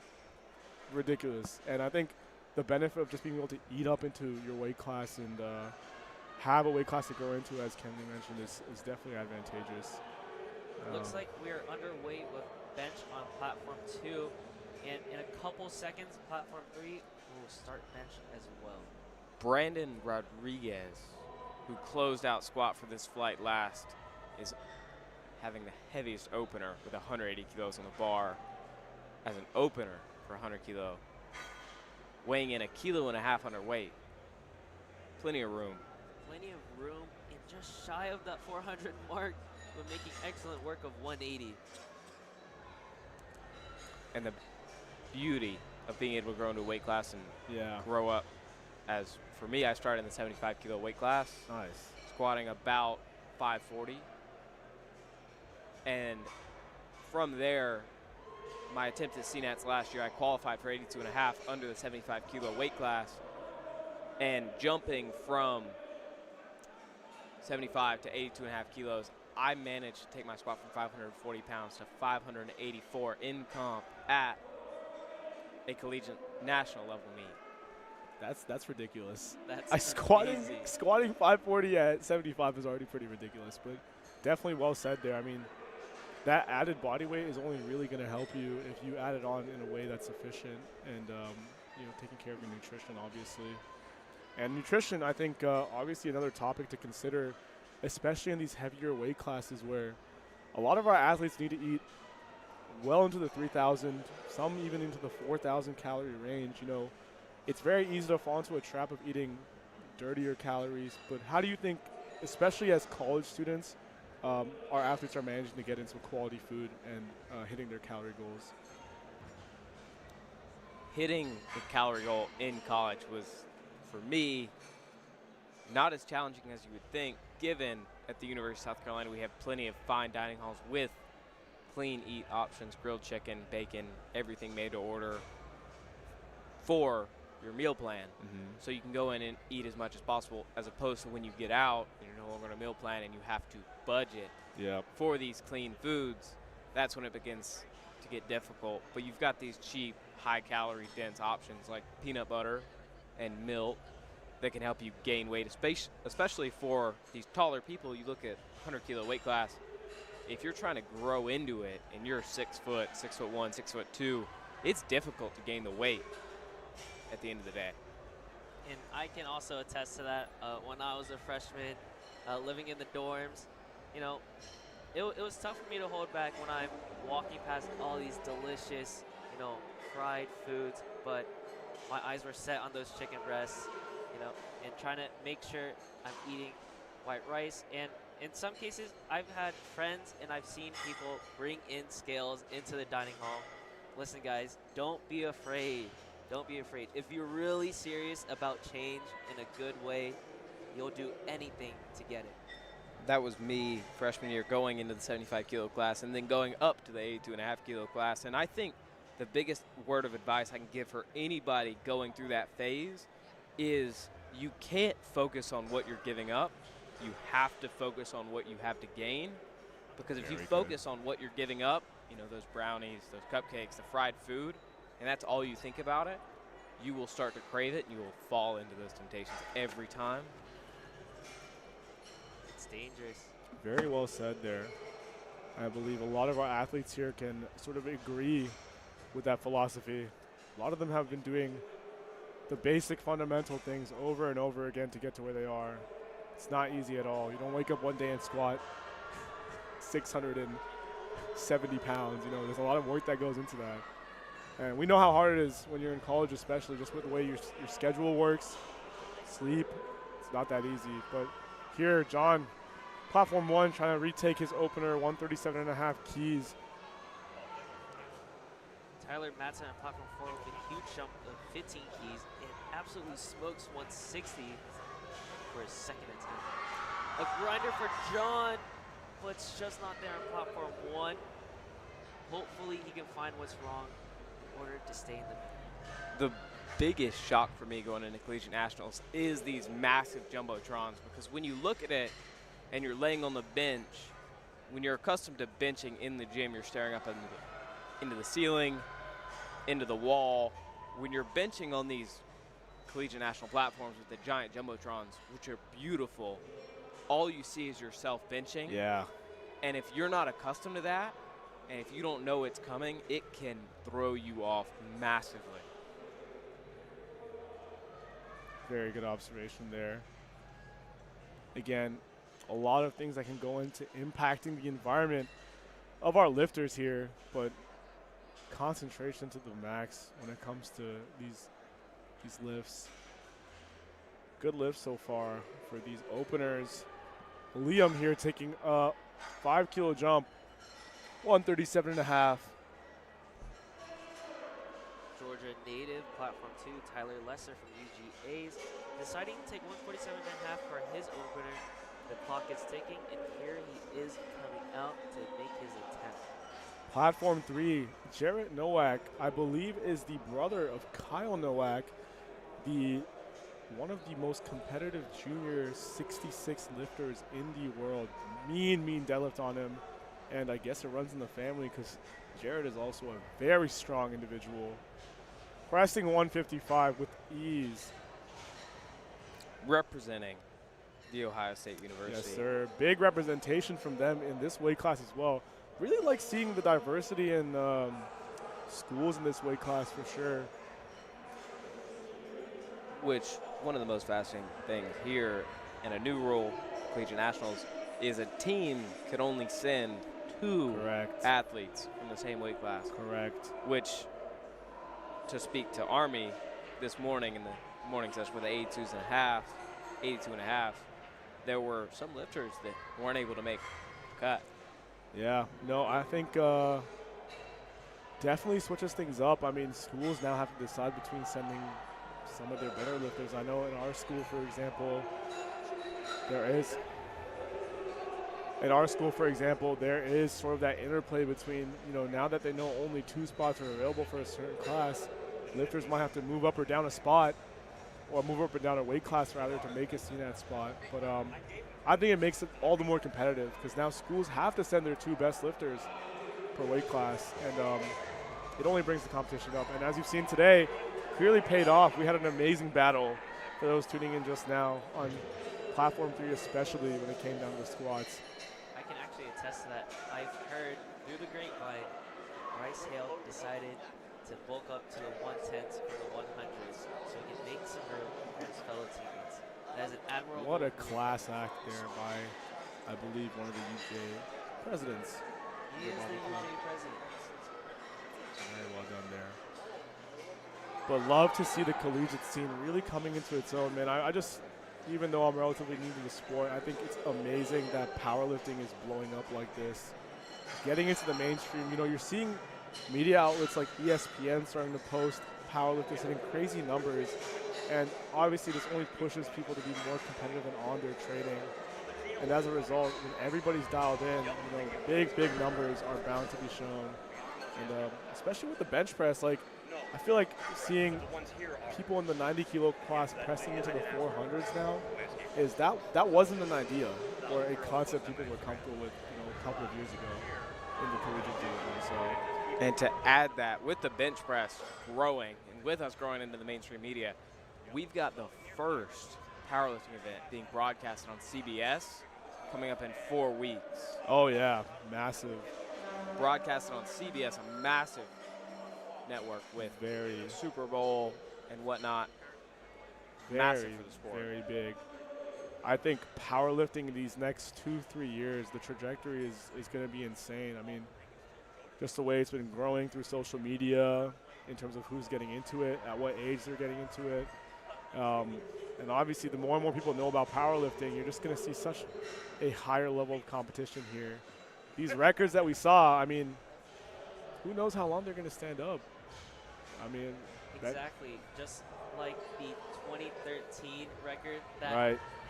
was held by last session, or that was easily shattered last session, I believe. And it was crazy. It was a sight to see Xavier Herod go for 940 kilos. 940 kilos. That is crazy. It was absolutely insane. What an outstanding show. We've already seen it today on platform 3, the second flight for squat. We had 4 American records broken, with 3 being broken back to back to back. That was absolutely amazing. And honestly, we can expect some fierce competition from platform 3 moving into the bench.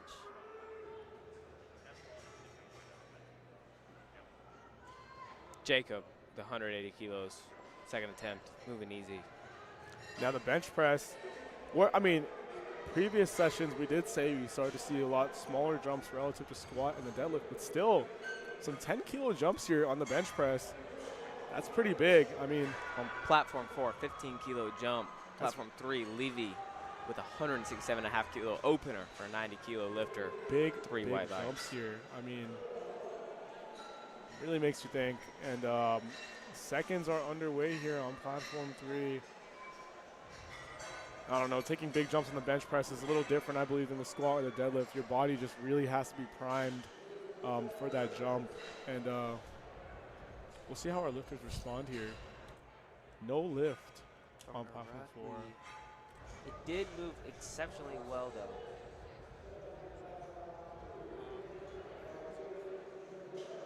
Here's Dawson Stebbins on platform 2, going for 142.5 for his second attempt.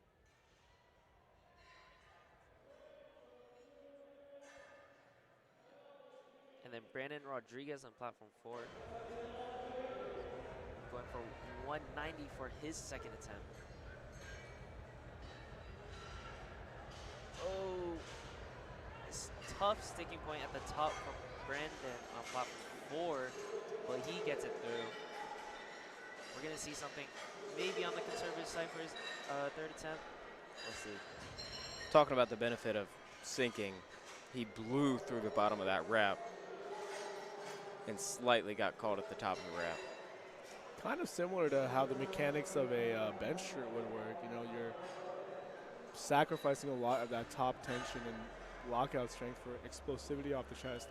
Now, I feel like that works out depending on the lifter you are. If you prefer a sticking point later on in the lift and know you can get through it, then I guess that works. But for a lot of these softer touch benches here, you'll see a lot more of that mid-range or near the beginning sticking point, especially if they have a super wide grip and they have to hold on to tension. Grip width is another thing. Just because you got long arms and you want to minimize your range of motion does not mean that is the strongest position for you. I know I've tried a wider grip, especially with my shoulder injuries. A closer grip has been more advantageous. And I know as people go up in weight classes, as Ethan was mentioning, closer grip has worked for him. What are your thoughts on that in terms of grip width in the bench press? At the end of the day, it's subjective, and you're going to fall into what is strongest for you in your training previously. So for me, I have a fairly narrower bench, and that's just what works for me. Here's PJ on platform 3 representing Notre Dame, going 152.5 for his second attempt. Absolutely smokes it.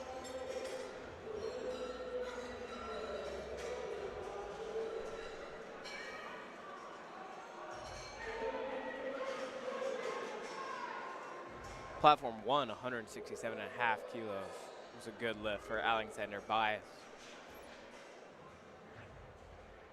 Here's Chan of UMass going for 157.5 for his final bench attempt today. A very, very conservative 2.5 feet jump. And now we can bring up some of the previous records in each of the lifts for context in terms of where these lifts sort of stand. And now for the 90 kilo class, an astounding bench press here, 205.5 kilos is the current collegiate record. And this was set 3 years ago. If we look on platform 1, we got John Morale trying to stay alive after missing his first and second attempt at 137.5 kilos. Big lift here. Can he stay in the game, John? Now, this is going to be tough for him after missing his first and second. This is supposed to be an easy attempt for him. Can he dial in? Come on. Strong press. Come on. Unfortunate. Now, as an athlete, how do you sort of tackle bombing out at a powerlifting competition, especially at this stage? Well, first off, all you can think about is how you just let yourself down and you let all those months of training feel like it went to waste. But it didn't. It did not. It did not go to waste. Instead, you should stick around for the deadlift attempt and keep on showing you. Well, the biggest thing here, especially for people that aren't as competitive, is experiencing a national stage, because if you're not familiar with it, it will rattle you the first time you get out here. As we've seen today, what should have been easy lifts not be completed because partially stricter judging, the atmosphere, everything like that. Absolutely. I love the way you said that, you know. For a first timer, it's just like the advice I give for those who are going through their first ever meet as well. Just have fun. Take in the environment, take in everything that you can, and learn from it. For sure. I think generally good advice from both of you. Just taking experiences as they come.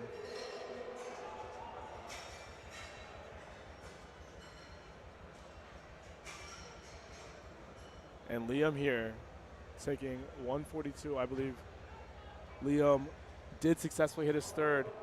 Now, Paulo here, 147.5 keys for his third attempt bench. Very big benches here, all in the mid 100s and the high 100s here on platform 1 so far. Here's Max on platform 4, going for 167.5, opting for the self liftoff. Let's see how it goes. Start to grinder off the chest. Very nice press. Definitely had more in the tank, but great weight selection. Great attempt there for a third by Paulo as well. Platform 2, we have Georgia native Tyler Lester from UGA. Going to take that 7.5 key jump for 155. See how it goes. Easy for him. Nice job, Tyler. Let's see what his next jump is going to be.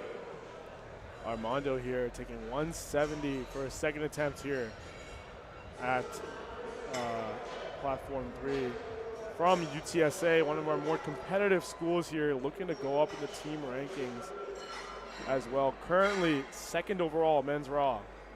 Can they collect some points here? Very strong bench, and it looks like he may have lost shoulder positioning there. And even he's confused about what happened there. Alexander with the fight of his life for a third attempt squat there. 155 keys is a good lift, and he is excited. That was a great bench by Alex. Unfortunately, a miss for Andres. A little bit too much. Hopefully, he can find what's wrong with his second. Platform 4, we have another Alexander. I'm sorry, Kenley. Right, with Andreas, you saw the sink got off the chest really easy and lost it right at the triceps.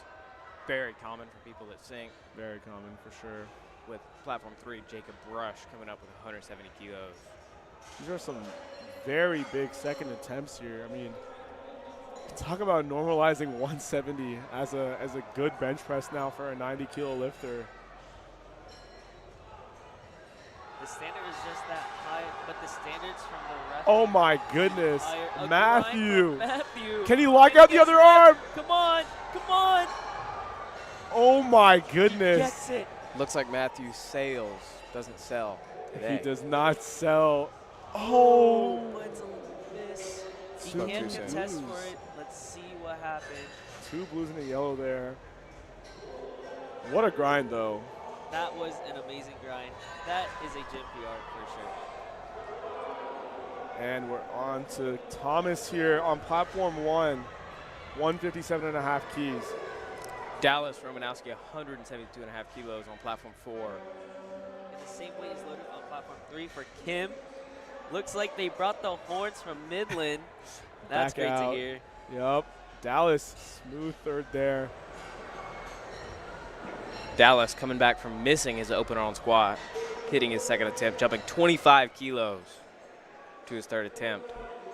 Less than 5 seconds for Kim to get his start command. He was asked for a re-rack. There's the start at 1 second. He needs the press. Come on, Kim. Come on, Kim. Wow. Gets it. Kim adopting that very wide bulldog grip that you're seeing some of our athletes using. With the high arch as well, but unfortunately it was a miss. Adrian here, platform 2, taking 140, a bit of a closer grip now for his third attempt. Kicking off at the beginning of the flight. As a reminder, Matthew actually scratched his third attempt after that last bench on platform 2. Tyler missing his third attempt, but he does get to walk away with 60. Isaac gets a good lift there on platform 1. Speedy second attempt from Jacob Odom. And that Odom last name sounds familiar. Close to Lucas.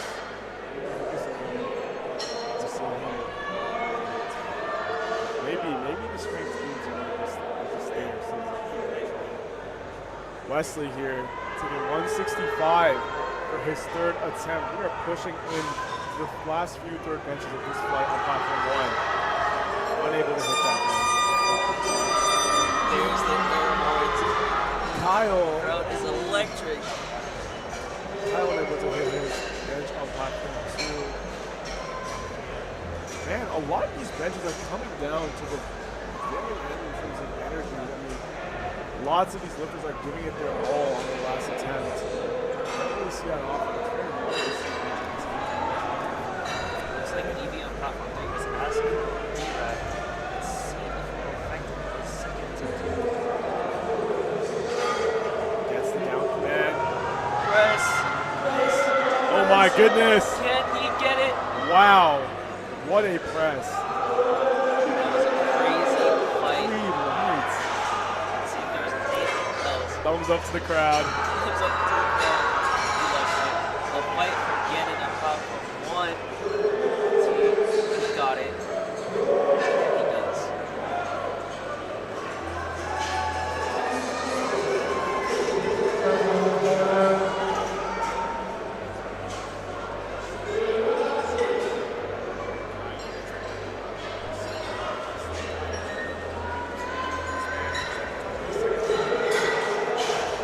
We've got on platform 4, closing out the flight, 187.5 kilos for a good lift. Big Conservative jump, presses 2.5 kilos.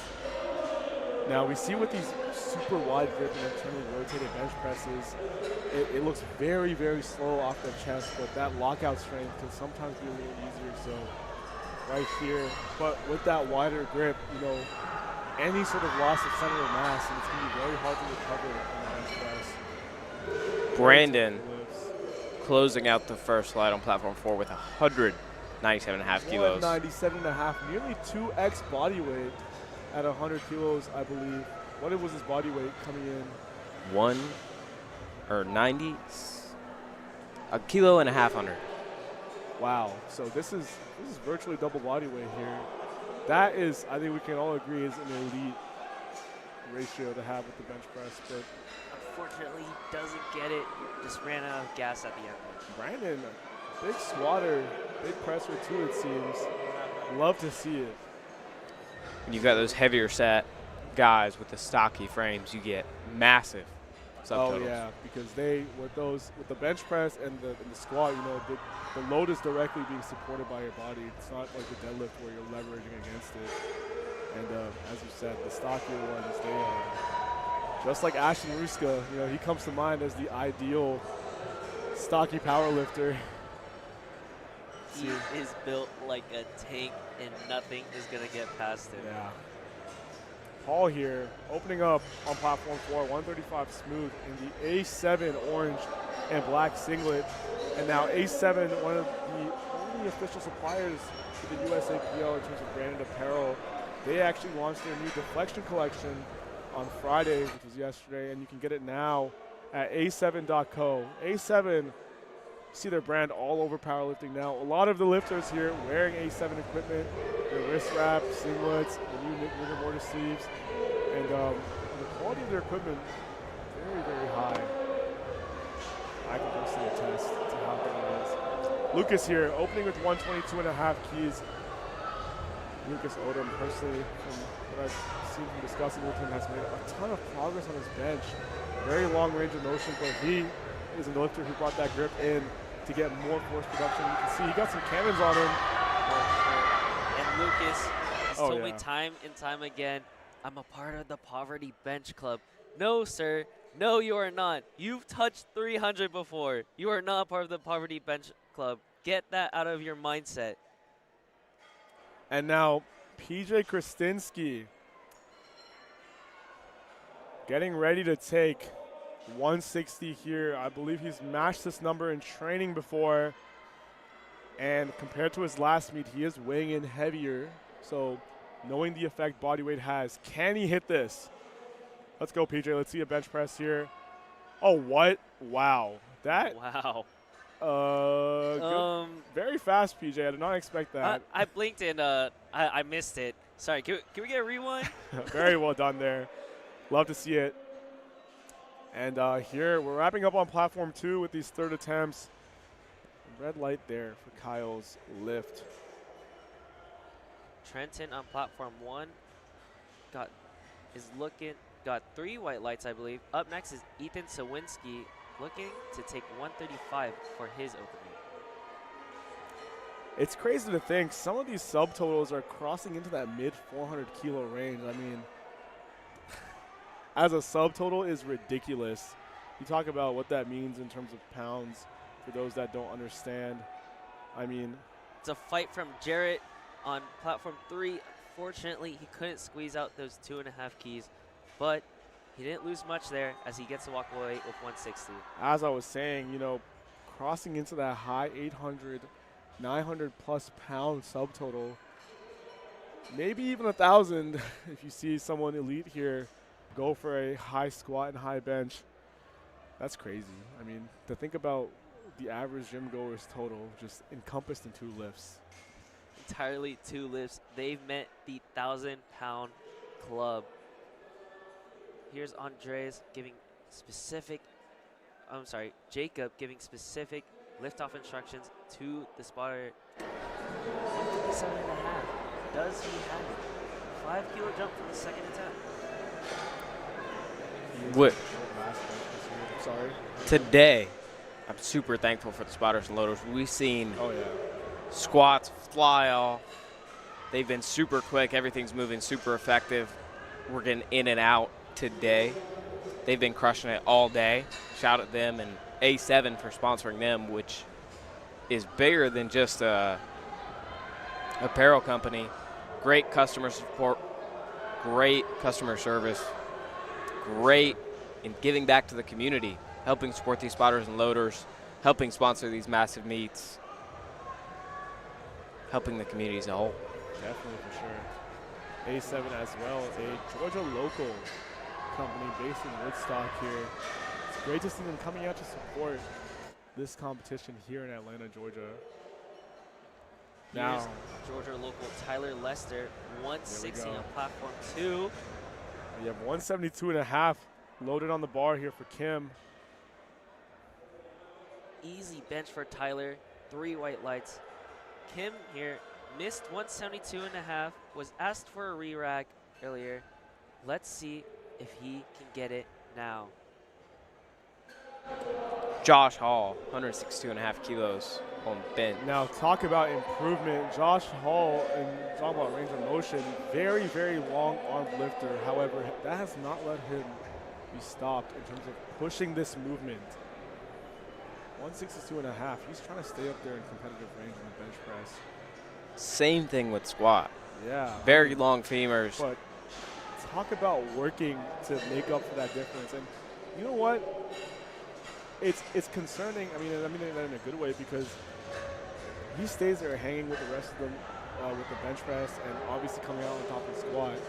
Deadlifts for him. I mean, I don't know who else is hanging up there in terms of the pull.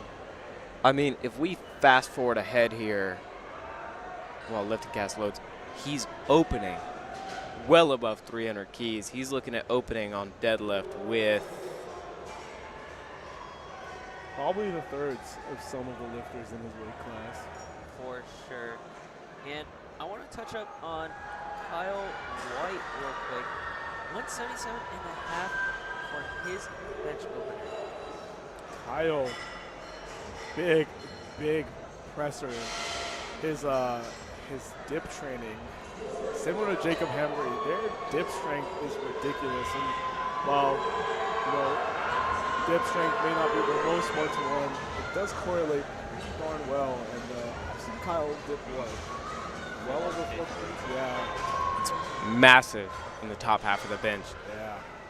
And to add in from earlier, Josh opening with 335 kilos on deadlift. That is insane. Wow. 335. After What? taking an All-American record attempt for squat, following that up with a 335 kilo deadlift opener. That is crazy to keep in mind. Here is Noah Callahan on platform 2, looking to take 135 for his opener. And yes, we've started on the second flight on platforms 1, 2, and 4.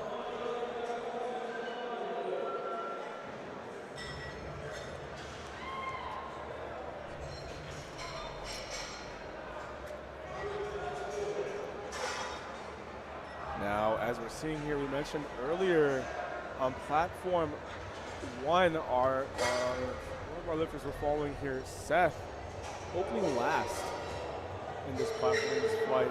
Now he, based on his phenomenal squat performance, is looking to sneak in to the top 5, potentially maybe podium spot here as a 100-kilo lifter. Now, you got to give it up to his coach or handler, who's ever there with him on game day, because monitoring all 4 platforms, that intake of data and making calls based on that's something that requires a lot of acumen when it comes to making that decision.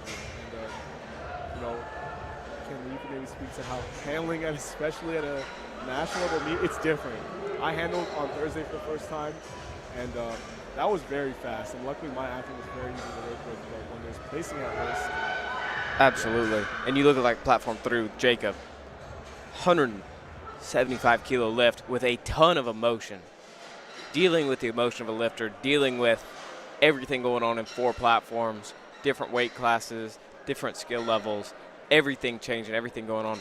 Keeping up with that as a handler and a coach stressful, to say the least, is absolutely something to bear. And I know a handful of these coaches that have been here. This is their 3rd day handling, and not only just handling and coaching, actually giving back to the community. A lot of handlers that are here and coaches that are here are refs. So I'd like to say thank you to the refs for helping this meet. Now, just like our athletes, these refs have been vetted to be here at the national level, and obviously they've, just like our athletes, have qualified for this in terms of, refereeing at multiple meets, so you can trust their judgment is very fair and sound, and they make the right calls. Chidera here, one of our 100 kg lifters to look out for, and man, 182.5 keys at 100, moving like that. Sign of things to come.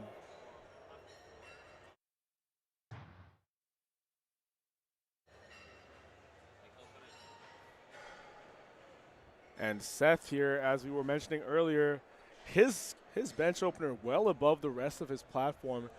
Now, I believe he is benching almost 20 kilos more than the person who was right before him. So Seth clearly has something to say here. Let's see how he does.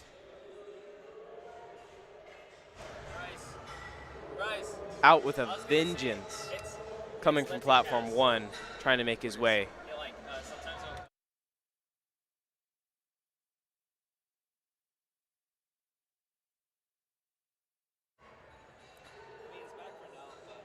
Great lift for Seth there. And Andrew Kane here on platform 3, 160 keys. Now Andrew, as you will recall, hanging with the big dogs there with the 308 squat, I believe. And just based on how fast that moved, this might be speculation, but I think the strength level was kind of close to Kyle. At the end of the day, Kyle did take it, but yeah, he it was still fast and admirable to see.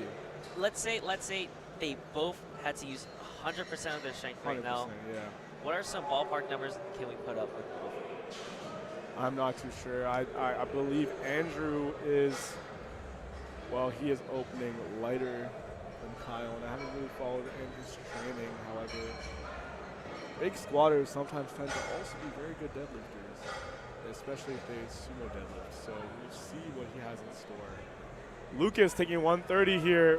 What an easy second. Very well done, Lucas. Well, if you won't give a number, I'll give a number. 315 kilos for the both of them. Because I really think Kyle can squeeze just a little bit more. Just a little bit more. Absolutely. I was thinking 612 and a half or 615. I mean, both of them had plenty left in the tank. Yeah. That's still insane to think about. The way they both cleared, all three of those athletes cleared the current standing collegiate record, still had gas in the tank.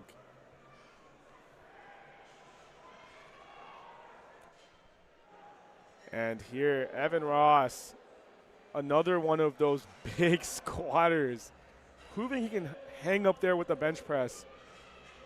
165 is no joke as an opener.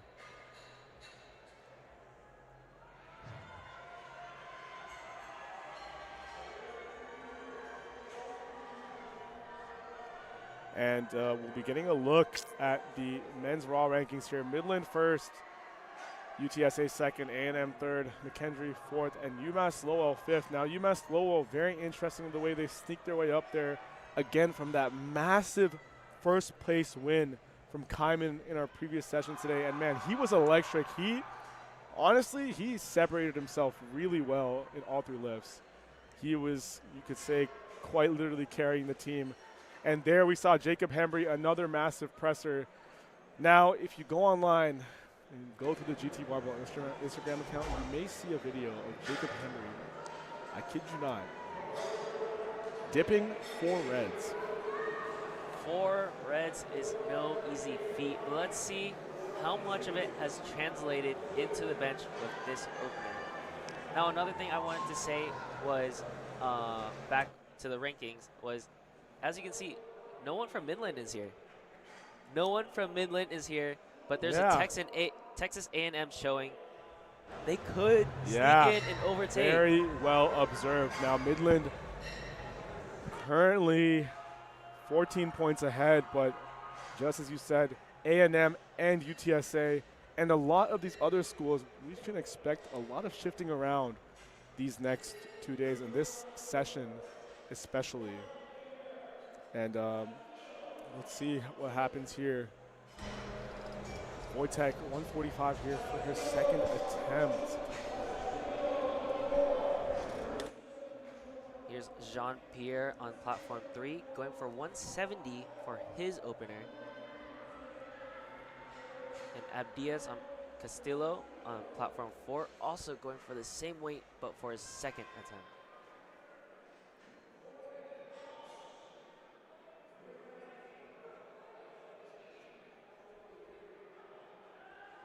Very fast bench from Jean-Pierre on platform 3, but a steady grind from Abdias on platform 4. Ooh, it's going to be a no lift for Jean-Pierre. Wojtek, well done there for a second. You can take a look at what the record currently is when it comes to the bench press in the 100 kilo class. I believe I already mentioned 90 kilo. But that is held by none other than Taylor Castillo. Just last year, actually. Huge 100 kg lifter. 200 keys was his bench press. Now, 200 kilos has been benched by some of the lifters here. Chidera, one of Georgia's very own, has hit a 200 kilo press in training. Now, the question is, will that hold up in competition? I believe he can make it work. Let's see what happens. Speaking of Georgia. I know, I've seen it in person. This guy has done cluster sets of 3 with 405 with amazing speed. He's got plenty left. And he's 19 on the so he still has so much time left. It's absolutely amazing to see all these younger guys come up and dominate the sport, like Joe Borenstein winning the Pro Series. Joe Borenstein, I think, honestly, has instilled a fire in a lot of these younger athletes because now we've realized, as a junior, it's still possible to sort of put up numbers and hang with the older lifters, especially now. And Joey Bohr really showing how just training consistency and holding yourself to a standard in execution, stringing together successful blocks can go such a long way. Like, you talk about his bench press in what was a very short turnaround from 2 competitions, added on how many kilos to his bench press, went from pressing around 400 to basically over 54, 52 with a little bit of weight gain. So anything is possible. Well, he just moved up, but we've got Doug, platform 4, pressing 175. Very for well an done. Easy second attempt. Doug. Kyle White, platform 3, after an electrifying squat, he's got 177.5 kilos in the bar. Joey Gorman, 152.5 keys, moves very well for him. Well done there for a second. And to talk about weight gain on bench press, you look at Joe Borenstein, he's pressing roughly 200.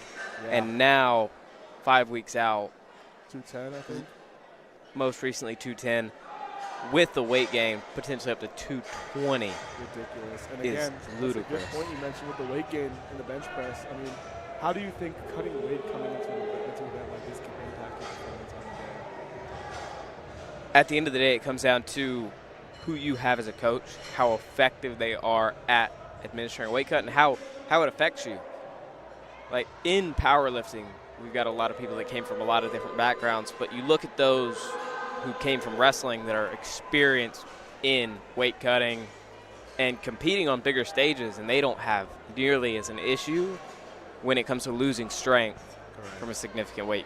Now, Gabe, the Aggie Powerlifting president, big bencher, as I've said, 180 for an opener is no joke.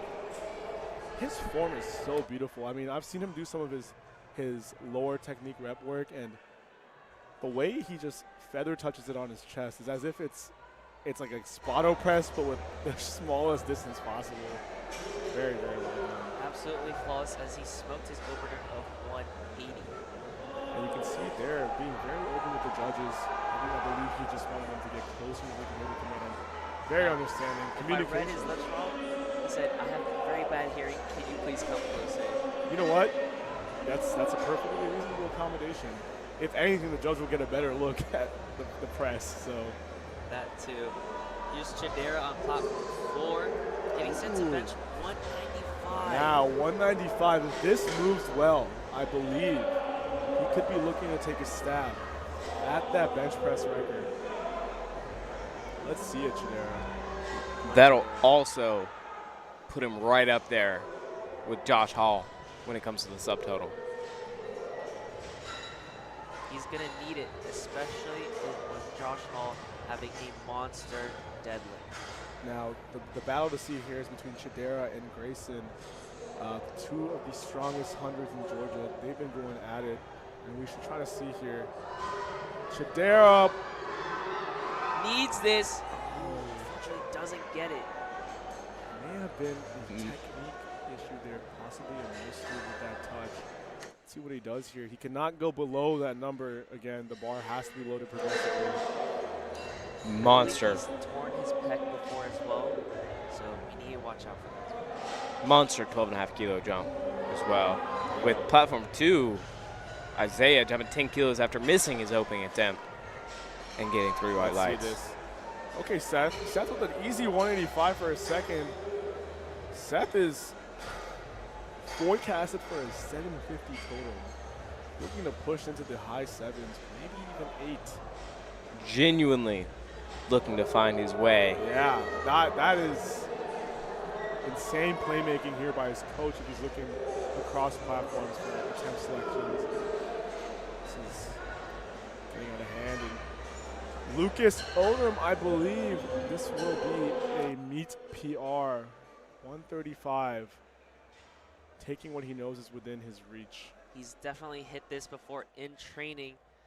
Let's see if he can bring it to comp standard. Now, it's okay if he saves a little energy on the bench because Lucas Odom, he is a deadlifter.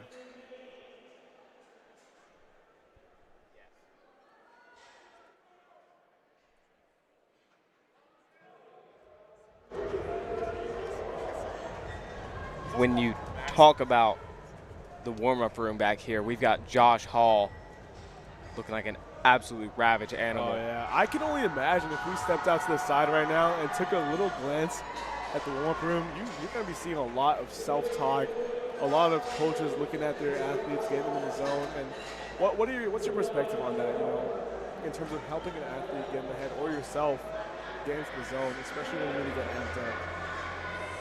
At the end of the day, it's so different for every lifter. Correct. For me, when it comes to going into a big lift, I don't want much at all. It's time to focus.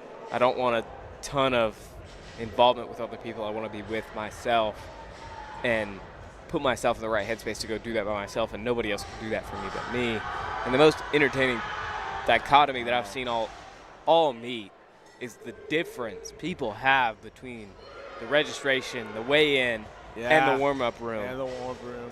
Completely different people. The switch just flips, quite literally. I mean, part of being a great athlete is having that controlled aggression. I think of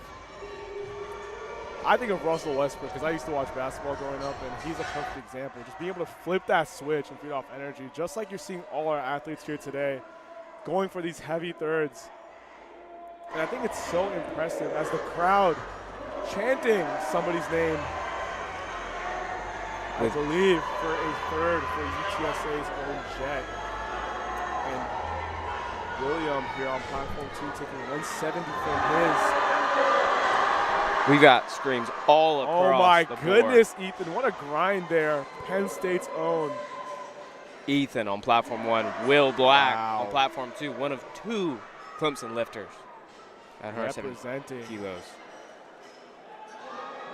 Wow. Push, Will. Easy. Great 170 second. for him. He's ecstatic with it, carrying Yeah. momentum into that third attempt. The nighttime music is back on. The nighttime music is back on. The nighttime music, according to Gino, is back on. Here's Josh Hall. Platform 2.5 kilos. 170, I believe, is an all-time PR match. We're very close to one for Josh Hall based on his training. Can he replicate it with a very straight competition pause? This will put Josh Hall in front of everybody in the 100 kilo weight class going into deadlift, which is where he absolutely controls the pace. Seth here, 172.5 on platform 3. And Hayden retaking 145 on platform 1. He missed it for a second. Can he get those extra 5 kilograms? Push, Josh. Josh Hall. Come on, push. Fortunately, doesn't get it, but only a 2.5 kilo loss. Very, Thanks to very the slow. judges. 2.5 kilos is nothing, especially considering you pull as much as he does. That's like an extra gummy bear's worth of energy, pretty much. Probably a gummy bear, something like that. When you've got a competitive weight class like this, Oh yeah. every kilo counts. And we're seeing that with people taking conservative jumps like Costello here on platform 4, jumping 2.5 kilos to 172.5. Jacob Hembry walking out for 175 here. Push, Castillo. Push. Come on. Unfortunately, doesn't get it. We're into thirds here on platform 1. Let's see how these thirds go. Bench press. Bit of a grinder from Jacob. Can he squeeze it out? Unfortunately, doesn't get it. He does have one more try at it, though.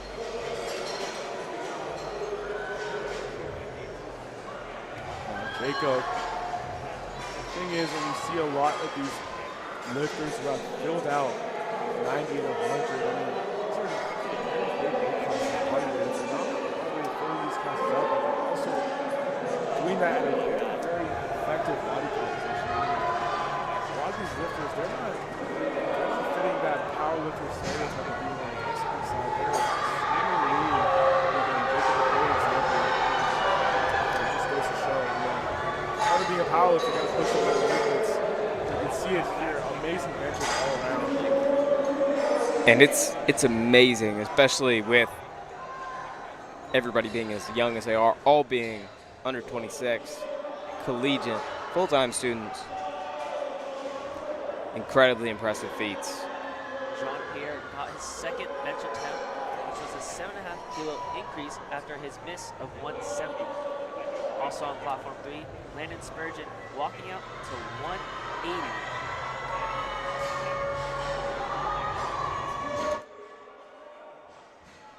A solid bench attempt on platform 4 from Thibault. That's a good lift.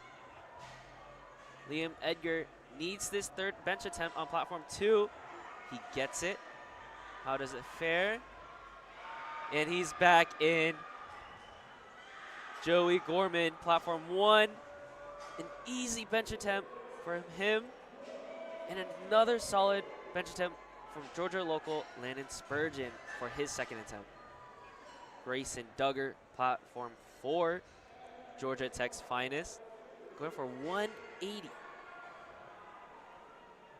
This is an all-time PR match, or right about that. Little short of that. Oh my goodness, Ethan is ecstatic.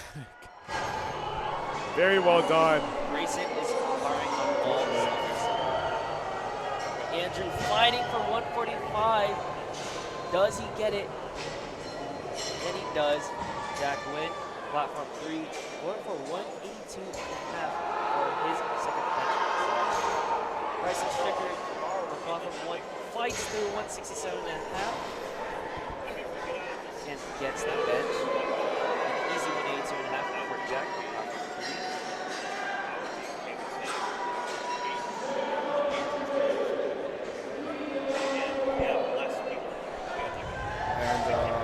On platform 1, we are starting to wrap up our thirds here on the bench press, heading into 172.5 keys, and then 175 afterwards, and then a monster 190 kilo bench by the Seth. Something on this platform. Up, Cole, up!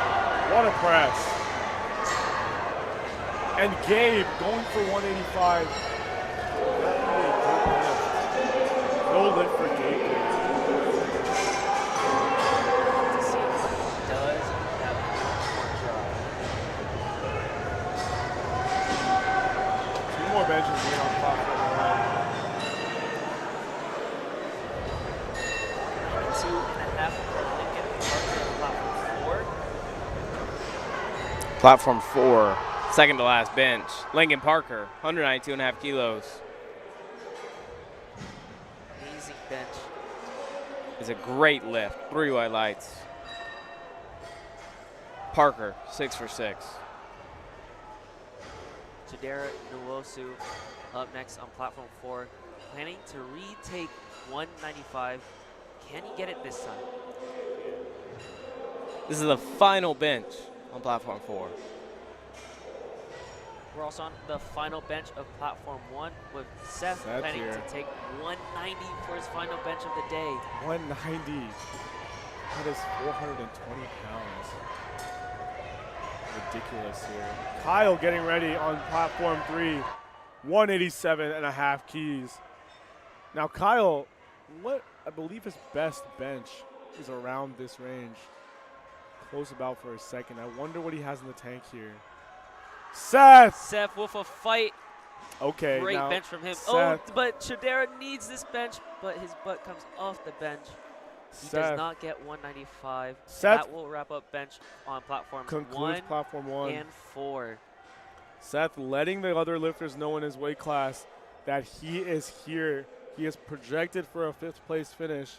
Just because he's on a different platform does not mean he is out of the race. Very well done. Kyle. Easy 187 and a half. I think he's going to set an all-time PR here. Nick with a great grind, squeezing out those extra 2.5 keys from his 157 and a half.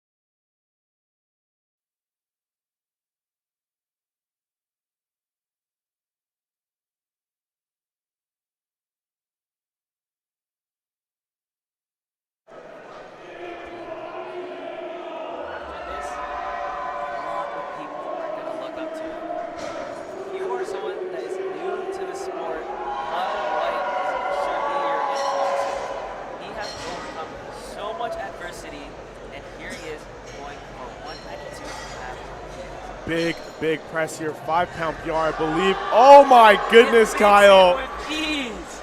Massive subtotal. Oh, come Pushing on the 119.5. now.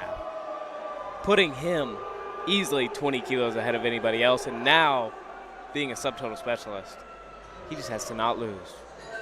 Yeah. To not lose. And Kyle, don't count him out. While he is a subtotal specialist, one might say, he still has a very strong deadlift. He's just strong. Like, he's just strong. And his deadlift is very competitive, too.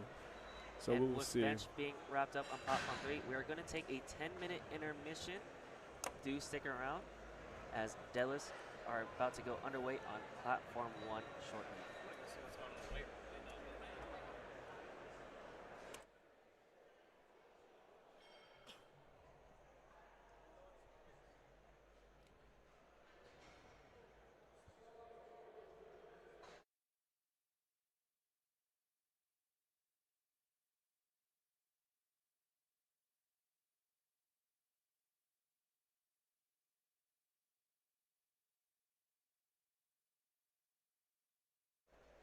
Platform 4, deadlifts is underway with Alexander Thielen making light work of 75 keys and thanking the refs for their time. Up next is Jack Townsend for 242.5 keys for his first attempt at deadlift. Now, ladies and gents, I would like to take the time to thank one of our sponsors, Boostcamp. Elevate your training with Boostcamp, the premier powerlifting app, absolutely free. Follow proven programs like TSA 9-week approach, Candido's 6-week strength, Kristen Dunsmore intermediate program, 531, and over 100 programs to hit new PRs. Ready for a game-changer training app? Platform 4 with Jack coming out for that 242.5.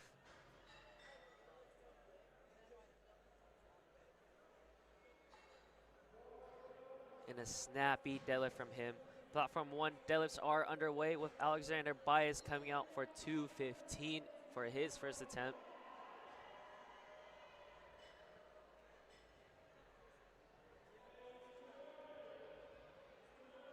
And a nice controlled deadlift from Alex.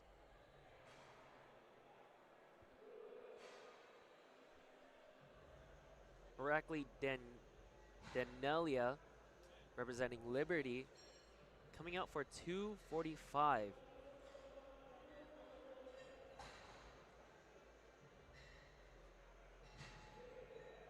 And a great deadlift from him on platform 4.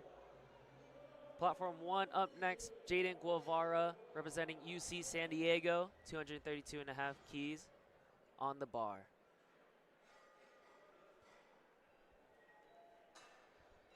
Now what's great to see is that the standard is just so high that a 400 plus deadlift is just where the standard is. Now for a lot of people, that's a great PR. That's a phenomenal deadlift. But for these guys, it's just their warm-up. As Tyler Matson on platform 4 smokes 545 pounds.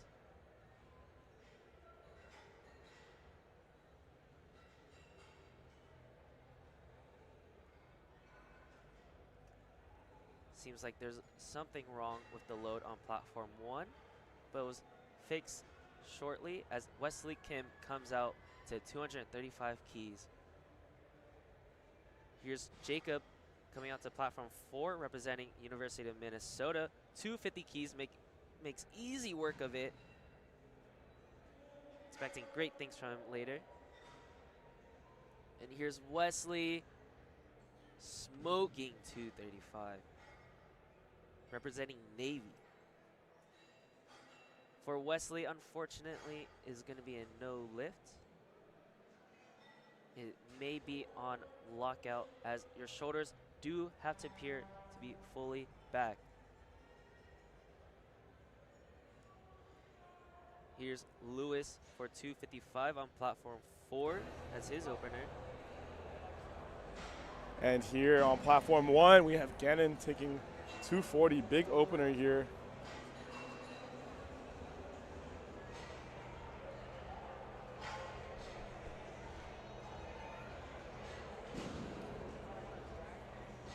great lift from Gannon, platform 4.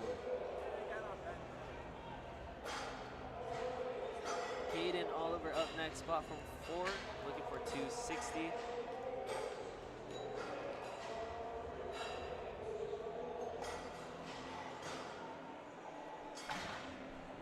Edward Folkerts here to represent Liberty on platform 1 and 240.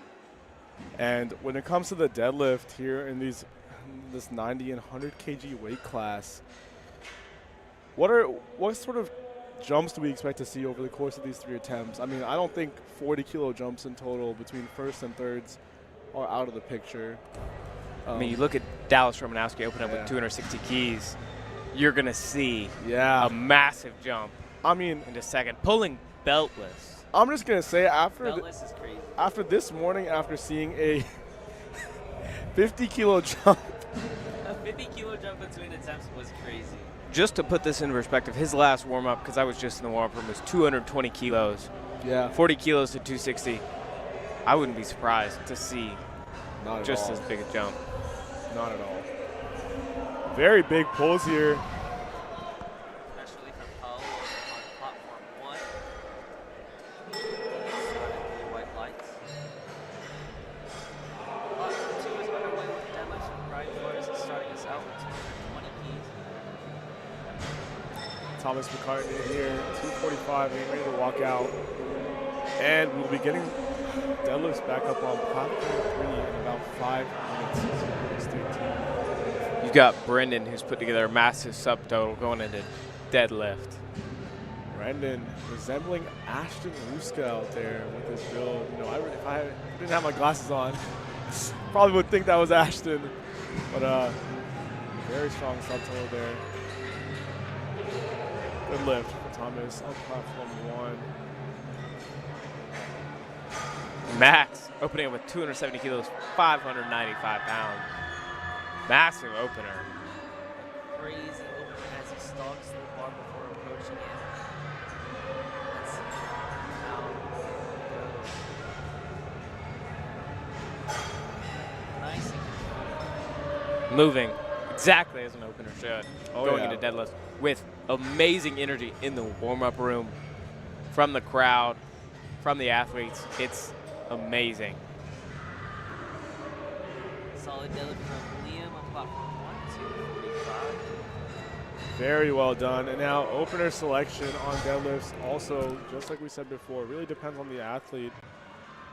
Looks like so far a lot of our athletes are choosing openers that are there to give them that confidence. You know, you want that closer to last warm-up type of weight that you can really build off of.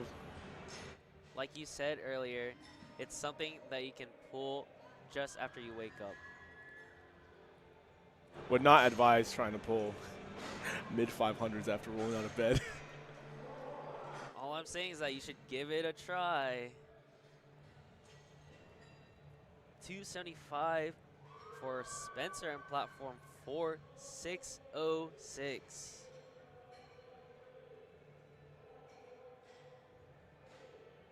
You can see a large majority of these lifters wiping off their feet as they step onto the platform. That's just to remove any baby powder that could be on the bottom of their shoes. Here's Isaac on platform 1, going for 257.5 for his opener.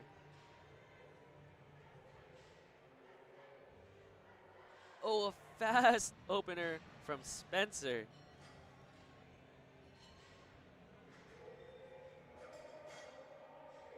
Andreas up next, 237.5 on platform 2. Let's see how this goes. Heading into a lot of our larger openers here on platform 1, 270. What a massive opener here for Colin. Let's see how he does. Let's see.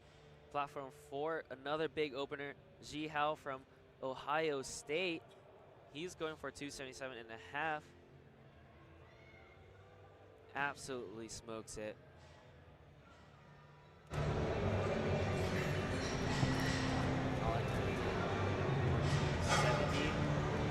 Taking his time with the setup there. Very nice wedge. A little bit. Above the knees.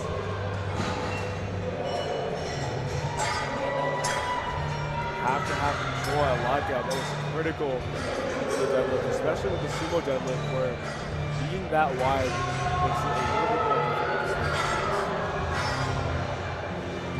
Nice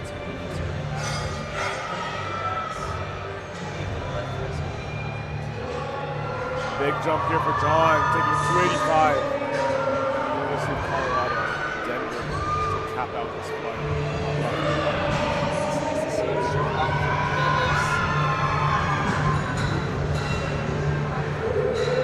Very well done. No lift from Kyle on platform 2. Side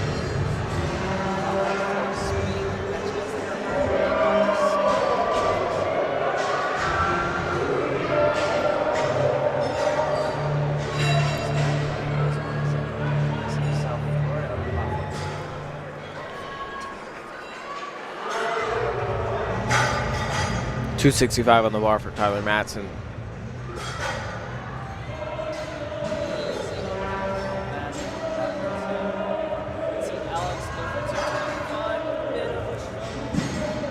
We got 220 on the bar for Kim, and it looks like it's going to time out.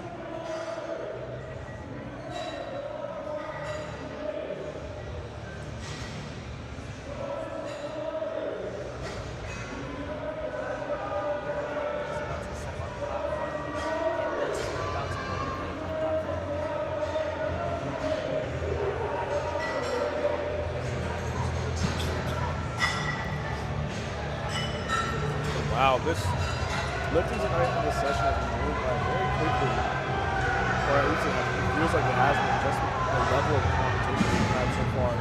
Very nice deadlift there from Wesley. 240 moving like butter. We're seeing Fast deadlift from Rock. We're seeing massive deadlifts, massive jumps. Rockley with a 20. 20-kilo jump. The energy is here. Everybody's excited for deadlift. We've got the night music. Yeah, Gino would say. nighttime music. Nighttime music is back. And, you know, the energy right now might seem a little more tame just because with the deadlift especially, you're really building up that anticipation to a humongous third pull. A lot of athletes here are looking to make up ground on that third pull.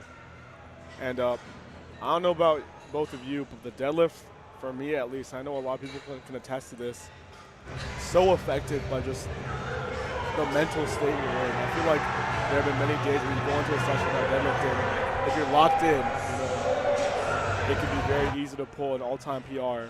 But again, this is where, as Ken Lee mentioned before, taking that extra scoop of pre-workout before deadlifts just to get you wired in, very effective. Wired in, cracked out. They're going to need all they can get for this big, massive third pull coming up. With Jacob absolutely smoking 270, could we see 290 from him?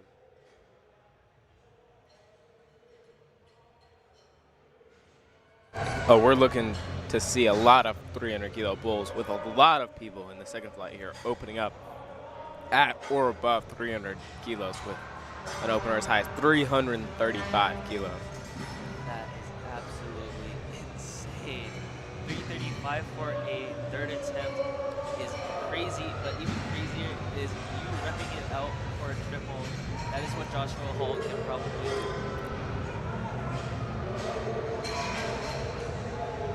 277.5 for Lewis.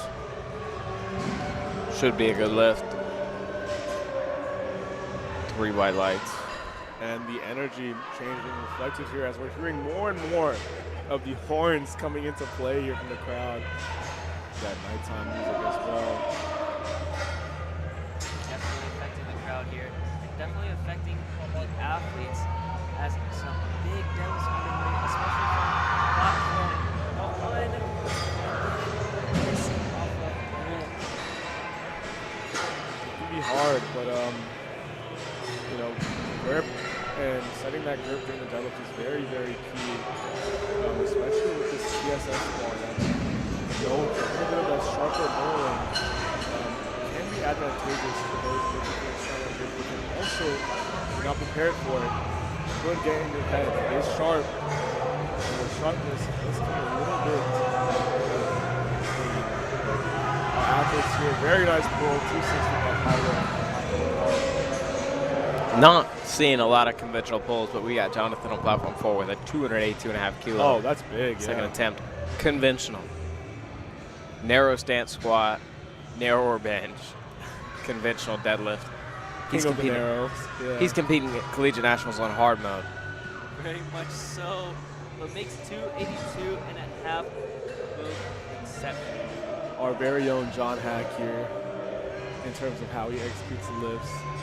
Again, you know, just because it's considered harder leverage-wise does not mean it's going to be the best way you can execute and produce force here. And we were taking 260. We were talking about massive jumps. Dallas Romanowski jumping 25 kilos, a full 55 pounds from 260 to 285. Wow. If I had to guess, I would say there's another 25 or 30 kilo jump 100% behind this pole. Taking a jump like that, I mean, think about when you're warming up. That's the jump you take when you're warming up. And in this case, yeah. And it moved like a last warm-up. Yep. I expect nothing less than a 25 kilo or 30 kilo jump Sure, I expect for his third attempt. 300 plus easily here. Took the words right out of my mouth. 300 plus. Since you said that, 305. Load it up. Load it up.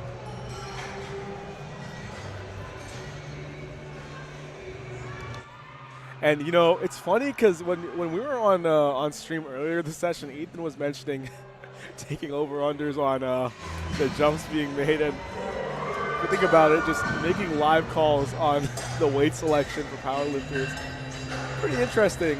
You know, place some bets on it. Over-unders on weight jumps here. If it wasn't for the rule changes in the deadlift, though, in the third attempts, it would be absolutely fantastic. Yeah. The only issue we'd run into is, unlike all these other sports, you got these athletes that are only competing 3 times a year, maybe. And there's only a couple large meets. Super thankful for regionals, which is coming up here soon. Very, very. That's expanding upon not just the national stage, but we're bringing national level competition across it. Platform 4, Zhao trying to grind out 292.5 for a second attempt. Thomas unable to get that second there. Let's see if he continues to put in a third or scratches it out. And Colin, kind of in a stressful situation here, needs to make this 270 to get on the board.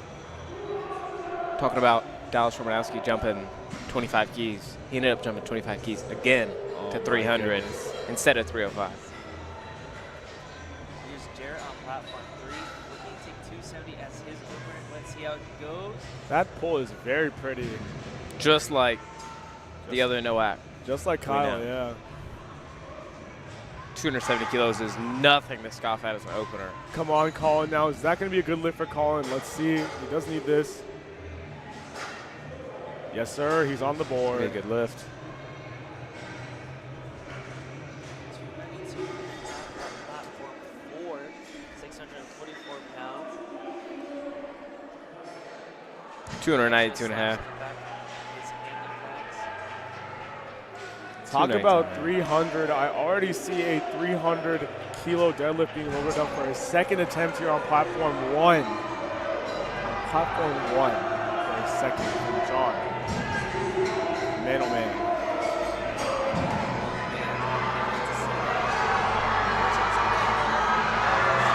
Come on, Isaac. Wow.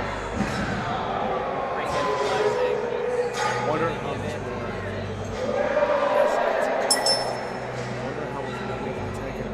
Isaac there representing the Army. We do have some people representing the Navy. Once again, thank you for your service, all you do. Now, Mr. PJ Krasinski here on platform 3. His deadlift has blown up these past few months. Yeah. That part was intense. Yeah. There we go. And knowing PJ. Also about to take some very big jumps here, 20 kilo jumps, most likely. And I'm going to see so many 661 plus pound players. Smoking 292 as if it was an opener. That was John here getting ready for 300. I believe he did not take did not successfully hit it. So we are back to thirds now for this flight. And deadlift is so interesting with the peaking process because it's so make or break. And these second attempts are either going to move like butter or not at all. Yeah. So much that goes into it. Your fatigue from squat, for example, could come into it. Cramping from bench press, I know, has been a potential issue as well in that lower back area. Does the taper hit? Does it not hit? Like on platform 4, you got a 12.5 kilo jump. Wow. After missing 2 bench attempts. What a great pull. The crowd is roaring right now.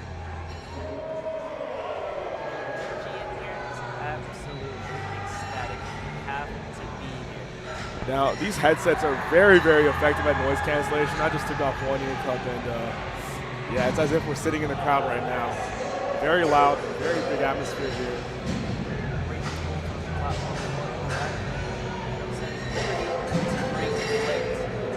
Patrick, platform 3, blew up 295 kilos as an opener at 90 kg. Matthew Nichols here getting ready to take 265. He's kind of interesting. We're seeing 2 Matthews go back to back here throughout the competition. Let's see how he will do with 265 here on the bar. Jaden. Lift from Jaden, and they give it to him. Very well done, Jaden. Caden Oliver making a conservative 5 kilo jump to 285. Kim making a 20 kilo jump, making it fly. Right there for 285 from Jaden, but expertly loaded just enough. Very well done there. Very good call by his handler.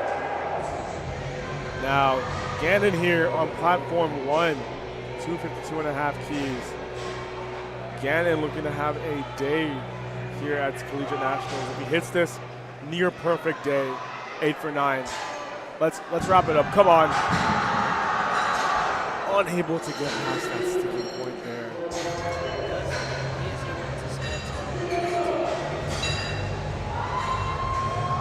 285 kilos for Tyler Matson. 3rd attempt to pull everything together. I think he is pumped up. Great day. Going 7 for 9. That's great.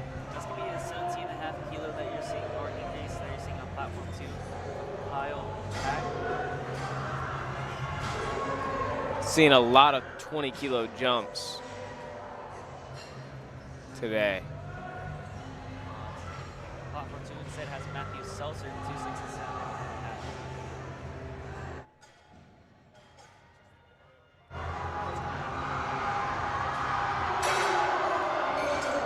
Big pull. Oh, but it slips out of his hand. Oh,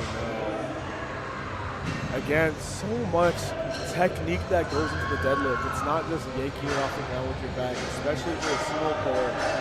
We talk about balance. We talk about setting your grip. We talk about getting yourself as close into the bar and producing force downwards. It's not easy at all. It's not easy at all.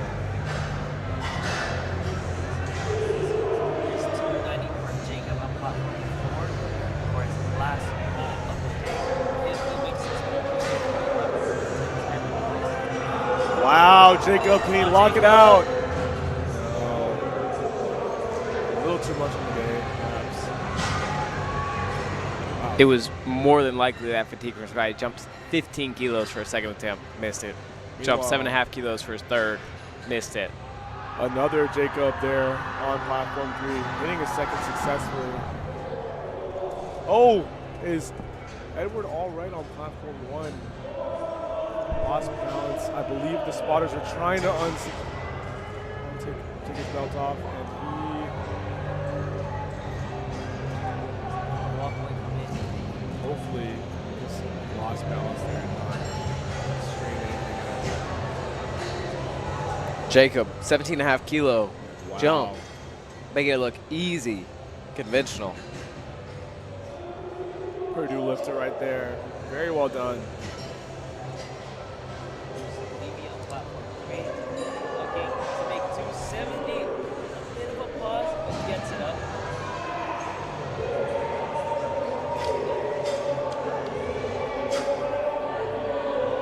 Jack Townsend watching outside 292 and a half on platform 4. Representing Oakland. If he makes this look, they're looking to 7 temporarily.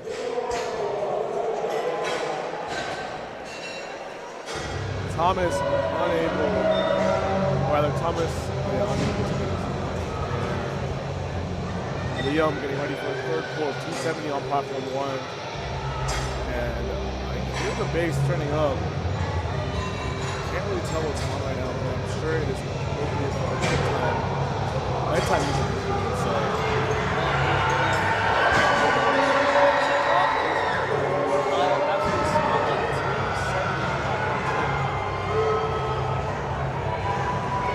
Christopher looking swole and smoking 275. Man, I wonder what the top end is on that final pull.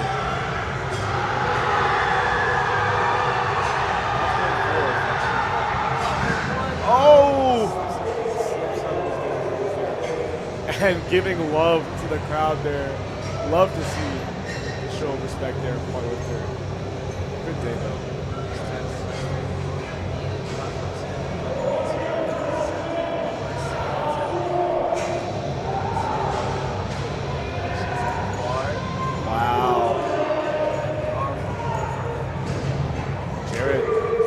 Time setting up with 285 for his second here. Let's see, he's taking his time. Just getting it long.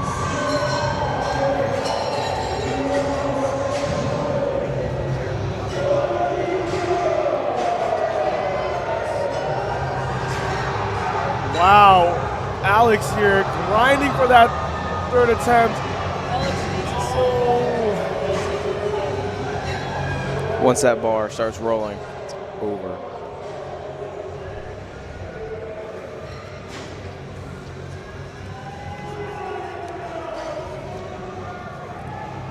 And Luis here taking 295 for his third attempt. Unable to get it. Great attempt, however. So far.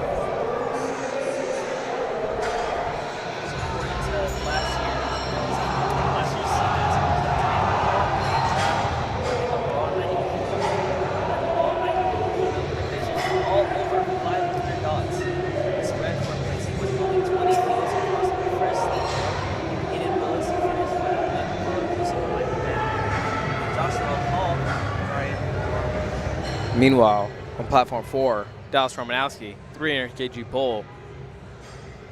Beltless. Ridiculous. Beltless, too. We're seeing the rise of that beltless pull, and it's Perfect paying call. off. Oh, my Massive goodness. pull. Talk Nice about shot, Dallas. 3 white lights. talk about pacing there with the attempt selection. 8 for 9. Great day. Big day, big day. 277.5 here, loaded for Isaac, beginning to cap off platform 1 flips.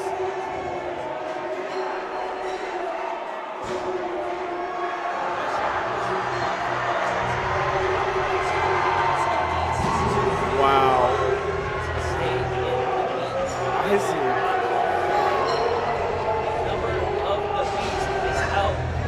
Uh-oh, looks like Max forgot chalk on platform 4.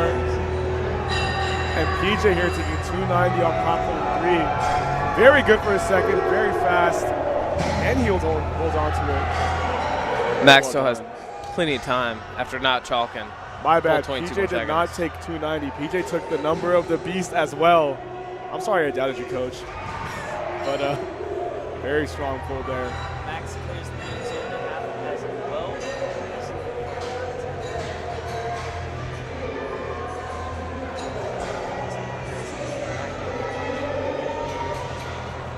Very well done there. Spencer Knight.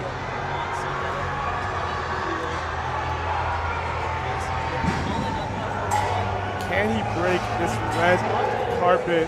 Yes, he can. That is our first successful, one of our first successful third attempt deadlifts here in the fight, especially this late. Very well done.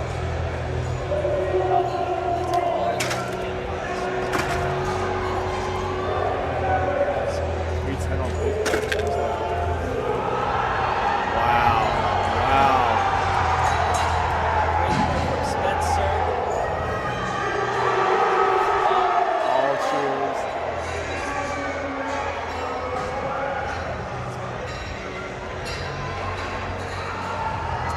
John here, bombed out previously in this week, but let's see if he can clutch this 300 key. Deadlift, but was unable to get that deadlift. Still, respect to him for coming out and doing his all, despite bombing. It's not the easiest.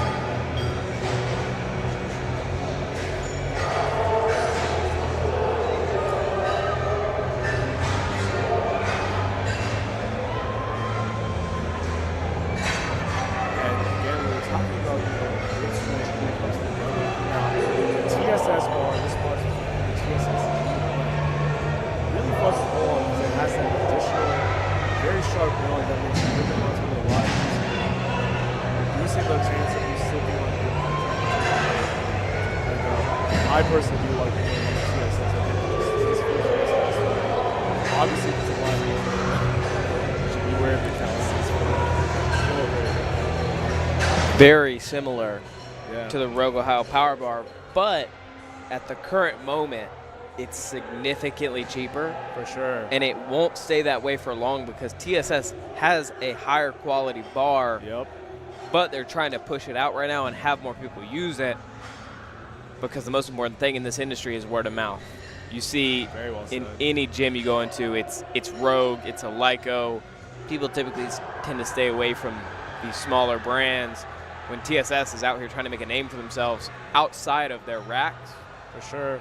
with super high quality equipment, especially the bar, and they're starting off at a cheaper price just to get it out there. Very high quality equipment here, as you can see, being used. Unable to get that off the floor on platform 2, losing position there, and still a good day for Matthew overall. Great try from Jacob on platform 3.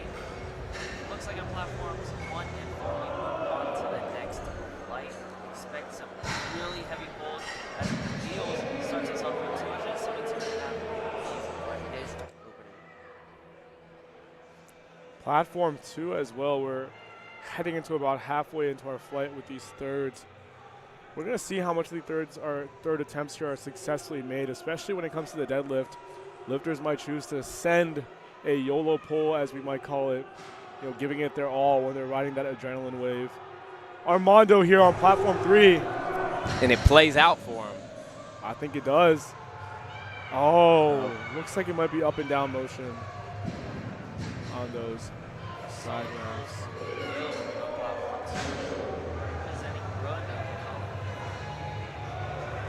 Matthew Nichols here taking 275 on platform 2. 275, 280 will be a very common attempt here for the next 5-ish lifters on this platform. Let's see how they all take a stab at it.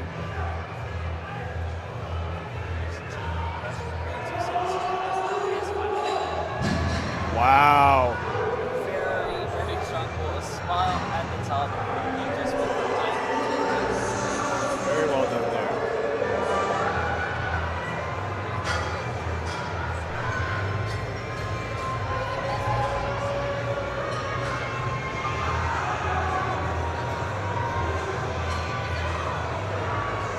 Incident on platform 3. Just submitted.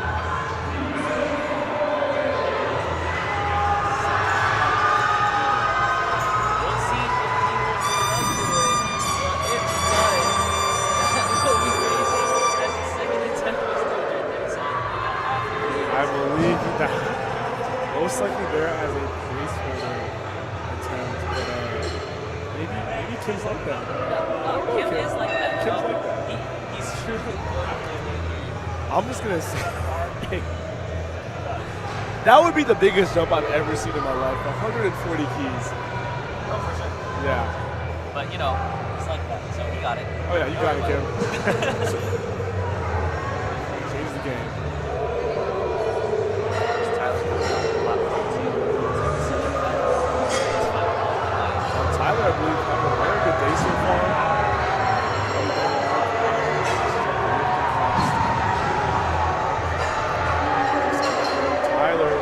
be going 9 for 9 if he lands this last pull. Very big day for the 700 plus kilo total. Needs it. Oh, right there at his fingertips, quite literally. So close. Still, can't be bad. Very big day, 697 and a half keys. Platform 3, we have Jared Nowak is missing for 292.5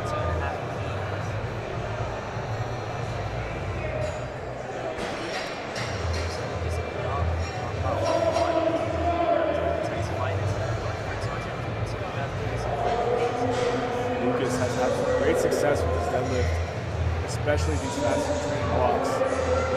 He did injure himself earlier last semester, so still trying to make a recovery here. We're all rooting for you, Lucas. Let's see this first package. And you see Aiden in the corner scheming. Yeah, he is now already. Oh, and funny you mentioned Aiden. Lucas actually just joined as one of Aiden's clients, I believe only 2 months ago, and he's had immense success under Aiden. Aiden coaching many other lifters. Jarrett Nowak, 292.5 kilos, 3 white lights, platform 3. Very well done.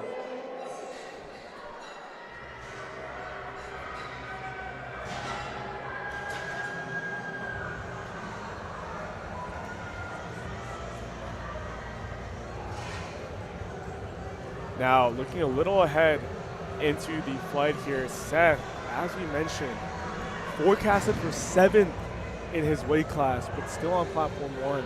Now, for those who are unaware, the way the organization works in terms of who's on what platform is based on incoming qualifying totals. But as you can see, Seth, this might be that one case where his QT, I believe, was around 650 kilos. He's willing to add up to 100 plus kilos on that on the day at the national level, which is insane.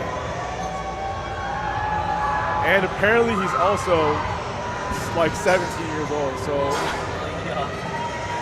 yeah, so much ahead of him. This is just the beginning.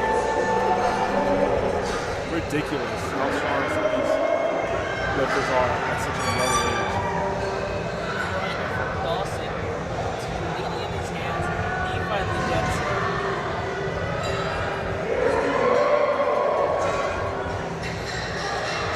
And big time pull here from Mr. Grayson Duggar. Such a pretty pull on him. In the warm-up room, he was sprinting around the back with the nose strip on, Yep. acting like a savage animal. Let's go. Oh my goodness. 53.05. Looking like Dan Grigsby out there and putting up weight like that too. That was ridiculously fast. Wonder what he has in store for his second and third attempts here. And a fan favorite here.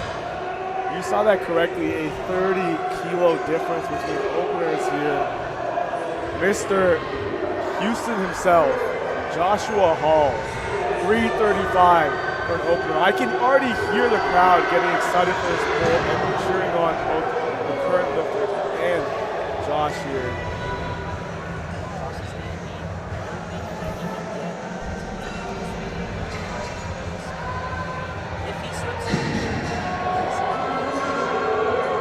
Brent unable to lock that. And now Josh, talk about ape index as a powerlifter.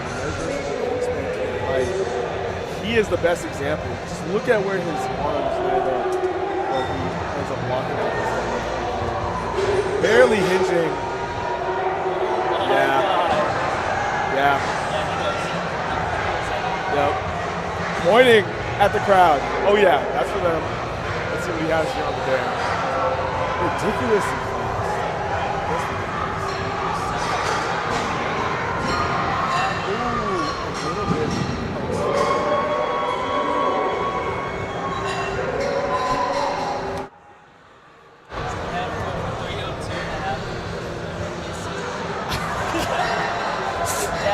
Kim. The dab on the camera. Kim just load up 374. You might as well unsuccessfully attempt 374. all love here, though. Great showing on his top of the day. And now, 310. We are pushing past 7-plate deadlift territory here. Oh, looking like a bull in a stampede right now. Coming out swinging.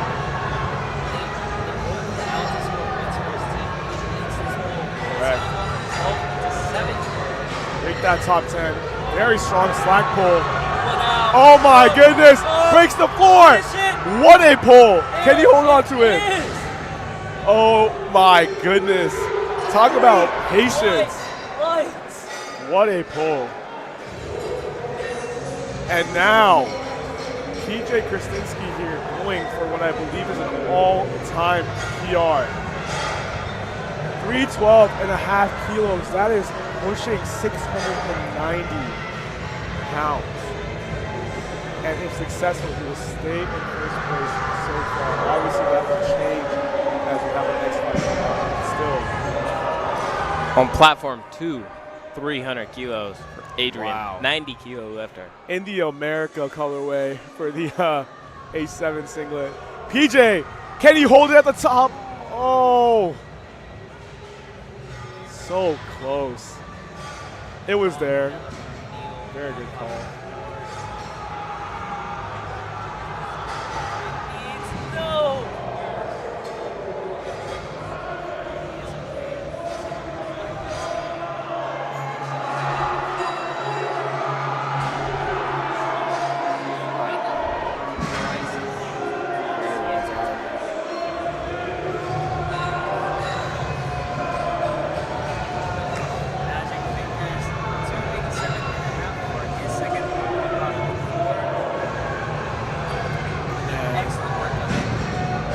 Patrick Festa to pull 325 Wow.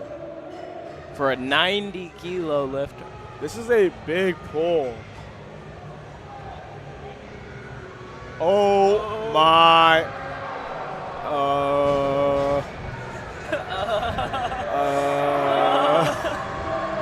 Wow. That was crazy. That moved very well. Perfect attempt selection for deadlift. And we are on to our next fight. We are last fight here on platform 3. Big one as well.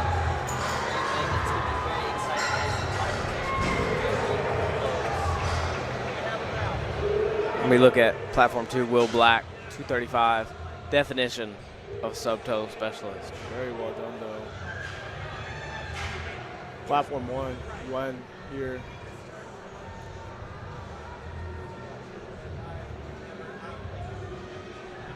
Bars over 295 meters.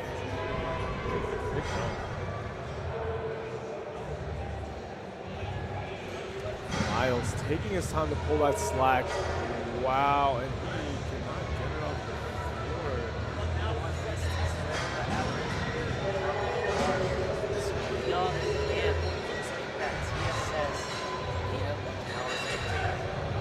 Correct. Hopefully he can recover. You know, when that happens, when you start ripping your skin in the middle of a competition, you kind of gotta like, literally maybe glue it together. But however, you know, that's something you have to be aware of.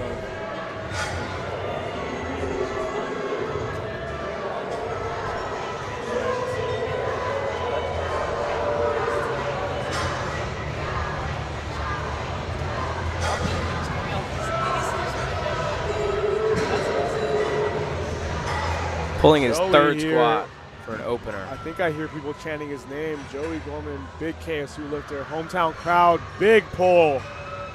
Very well done.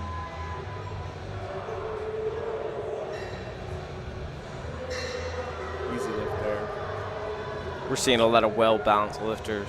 Oh yeah, definitely. People's heart rate that we can see is working on it.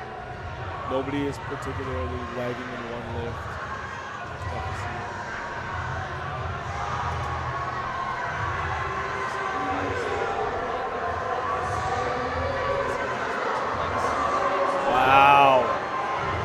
Wow.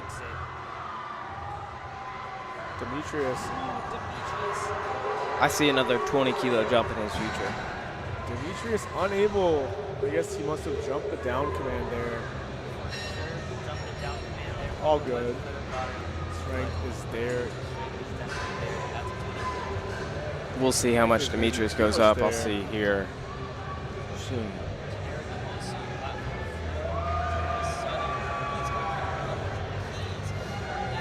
Second and 10. We'll have 4 pulls at or above 300 keys on this 4th platform here. All starting with this pull.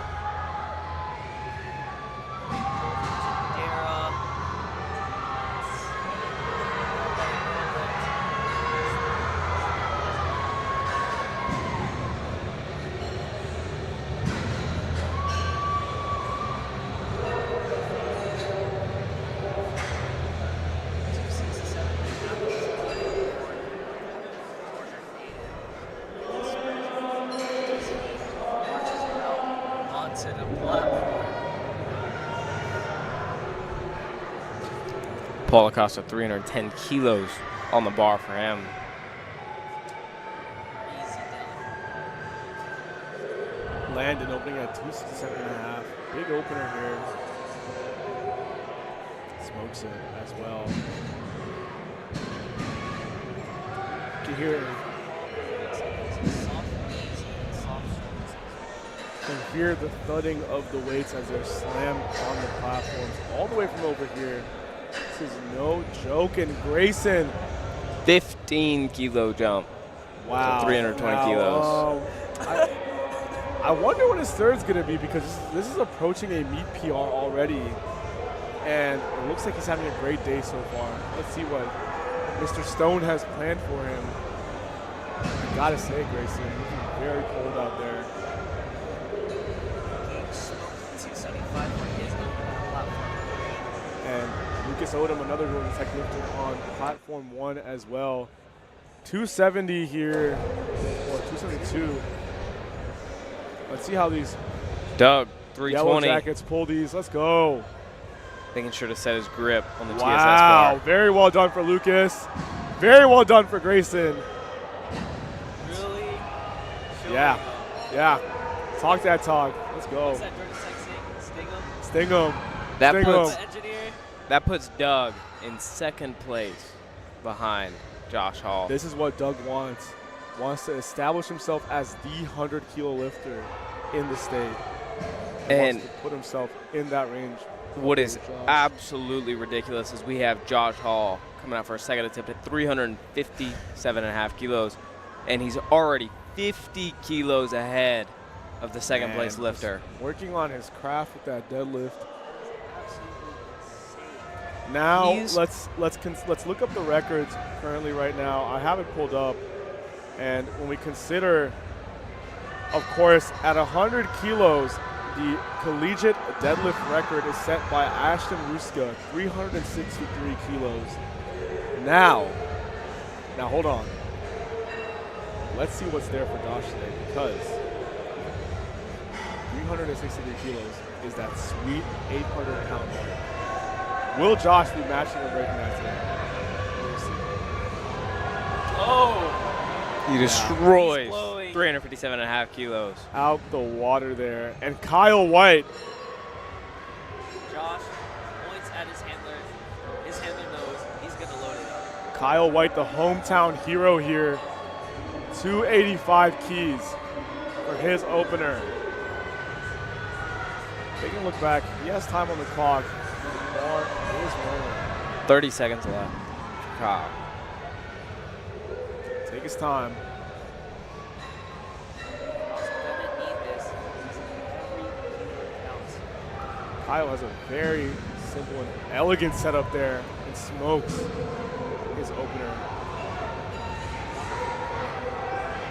Wonder how he's Kyle feeling for the day. looking to preserve his 1st place spot, but he's got Jacob right behind him. 2nd. Jacob. Brody here, 290, big opener as well. And Seth taking 300 keys. That's a big jump from his opener. Looked a little shaky at lockout. That moved faster than his opener. What the heck? A lot faster. It seems that he found the tech that he was missing releasing. Great second attempt. Lots of room. 290 Wow. absolutely flying on platform 3 for Brody.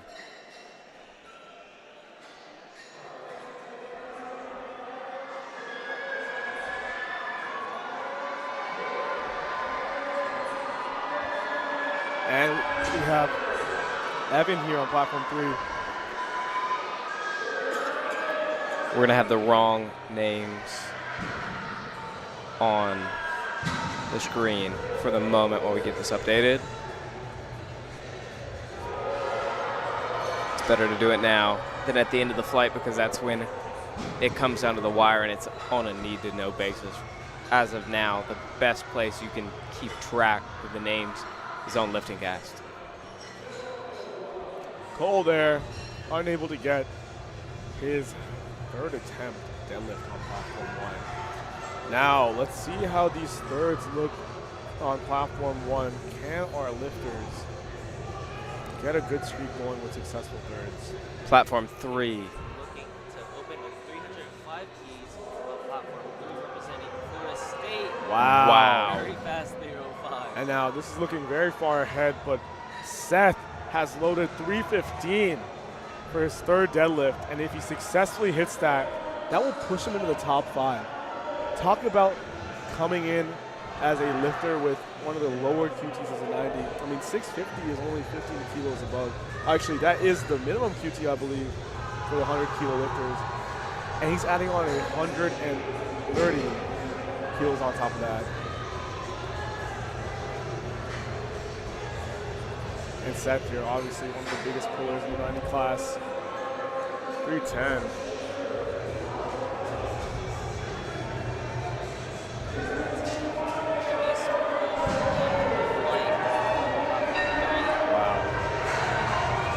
Wow. Beautiful pull. Bryson, can he finish through 250? Gets it past his knees. Oh my goodness. Now it looks good from our angle. Will it be called for ramping? And it won't. And it won't. 47 and a half was a grinder, but he was able to squeeze up another 2.5 keys. That's gotta be Well done. Rocky and platform 2. A little bit slow, but he gets to 45. Rocking the knee sleeve. With the knees.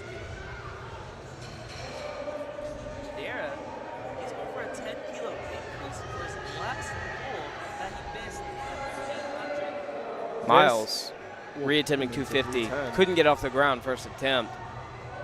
Making it move just like a second attempt. Can Shadera execute here and solidify his place in third with a massive 310 kilogram pull? Let's see it. Missed. Absolutely needs this. Come on. Switching grips here. Big. Wow! Can he finish it? Unable to lock that out. That pull would have kept him in third, but he's already in third. But Ethan Wood looking to pull heavier and to steal third from Chidera. Platform 1, 265 up next for Hayden here. Ethan Wynn, platform 4, 310 on the bar. If he manages to pull this, he'll go from 4th to 3rd. You have an attempt in progress. We'll have to wait and see.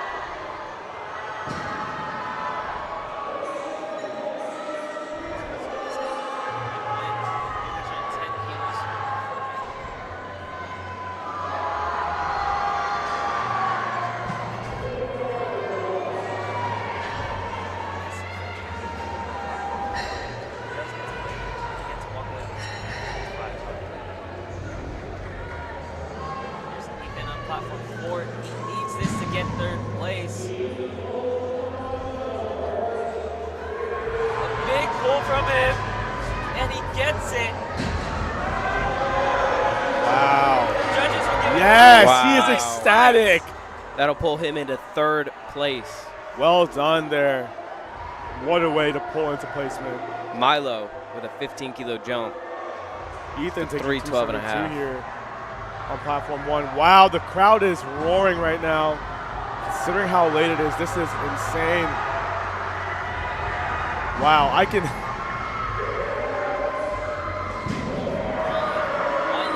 he gets this 312.5 key goal, this will put him in point scoring position from 11 to 8.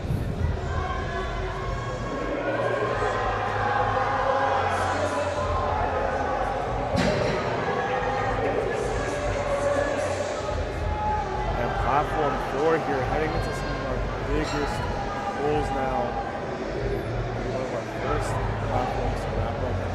We have 4 lifters left. My oh my, these are insane numbers here for deadlifts. And do we have Joshua Hall's third deadlift attempt? 370 kilos. 370. 370 is absolutely Instead of crazy. going up 6 kilos to So, chip the record, Is that going to be subject to a jumped. change, or is that just him standing on business right there? No, that's him standing on business for sure. That's insane. meanwhile, we got Blaine, platform 4, wrapping it up. Now hold on, let me do some real quick research here. Josh Hall's debut at the national stage in the 100 kilo class has been astonishing as he performs a monster squat 320.5 kilos, followed by 167.5 bench, and a potential 370 kilo deadlift. All right, now we have Joey Gorman here. Hometown crowd right behind him, 275 here. Great deadlifter, let's see it. Let's see him pull. Can he PR his meet total? What a pull! What a smooth walkout, great execution. Great job, Joey. Let's go, he's all pumped up. Amazing work there. Patrick Borman throwing his AirPods off before the 317-kilo pull. That moved Great pull. great. We'll see what the judges say. And he just scored some points for West Virginia. What a beautiful goal. Landon here taking 282.5 keys. Big jumps for him. Come on! Oh! And he is visibly frustrated. It looks like it just got stuck on that right side, I believe. Let's see if he takes that. Maybe just position it. Our seniors cannot lift 320. Unable to break it off the floor. Gabe taking 290 here for his second attempt. Grayson already secured his spot in second. Wow. Congratulations, Grayson, man. He's put in. Now, Grayson, what's ridiculous to consider is his baseline strength was so high coming into college. So many years of lifting, but he still somehow managed to add so many pounds to his total in 2 years. I know, just like Ethan, on top of his stuff here.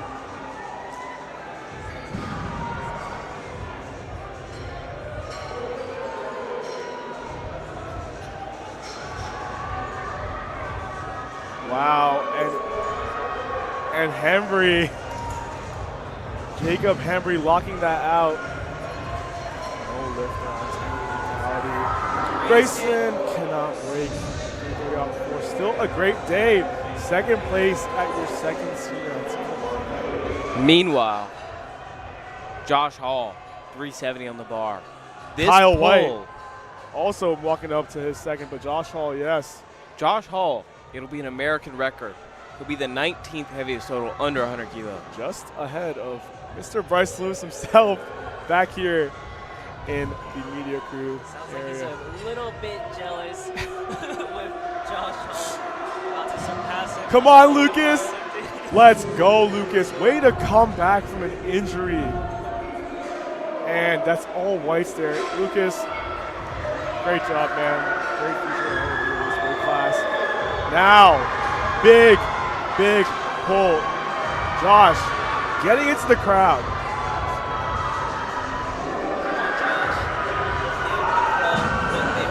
Come on, Josh. This record is yours for the taking. He's already secured his spot.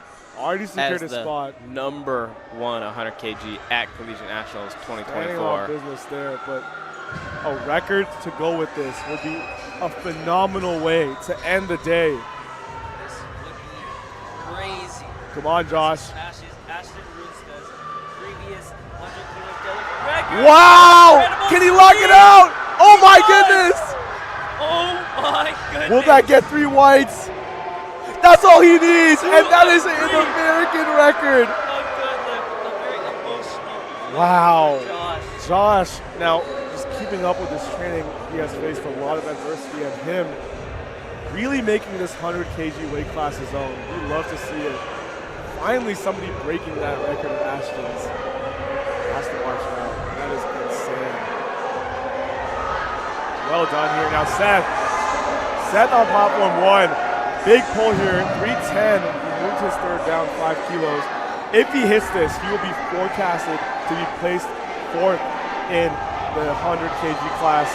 Now, Seth, man, this is a ridiculous comeback story from being put there in the first platform to being top 5 and above. Can Seth secure it? Can he lock it out?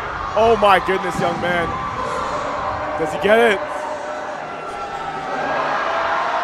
Wow, and his reaction, what a wonderful way. What a great beat, man. Andrew Kane steps up to 330 kilos. If he gets this, he will beat the previous record for a new total record at 90 kilos. Wow. And he does. He absolutely smashes it. The pressure is on for Kyle White. Now, what is that total that he just said? Did he beat 795, I believe? Yes, he did. He is Wow. at 801. 801 keys. That So, is sorry, 808. 808 kilograms is ridiculous. That is That puts well him in above 500 first. odds. That total is Kyle White for the taking. And now platform 1 is done with lifting. Thank you all for tuning in. We will have awards coming up after lifting has concluded on all platforms. Now I will shift my focus to platforms 2 and 3. Let's see what is there in store. Platform 3, we are wrapping up seconds here. Seth Dasuki for 330 right here. This would also put him at a forecasted 805 total. This is ridiculous. He needs this to Oh be in the my running, goodness. and he gets it. Talk about That- 800 keys being commonplace now in this competition. Now we're gonna see some jockeying. That puts Seth into second place. Wow. Second place. We're gonna see some jockeying for the 90 kilo weight class, as Correct. the 90 kilos men are gonna try to scare each other off for first.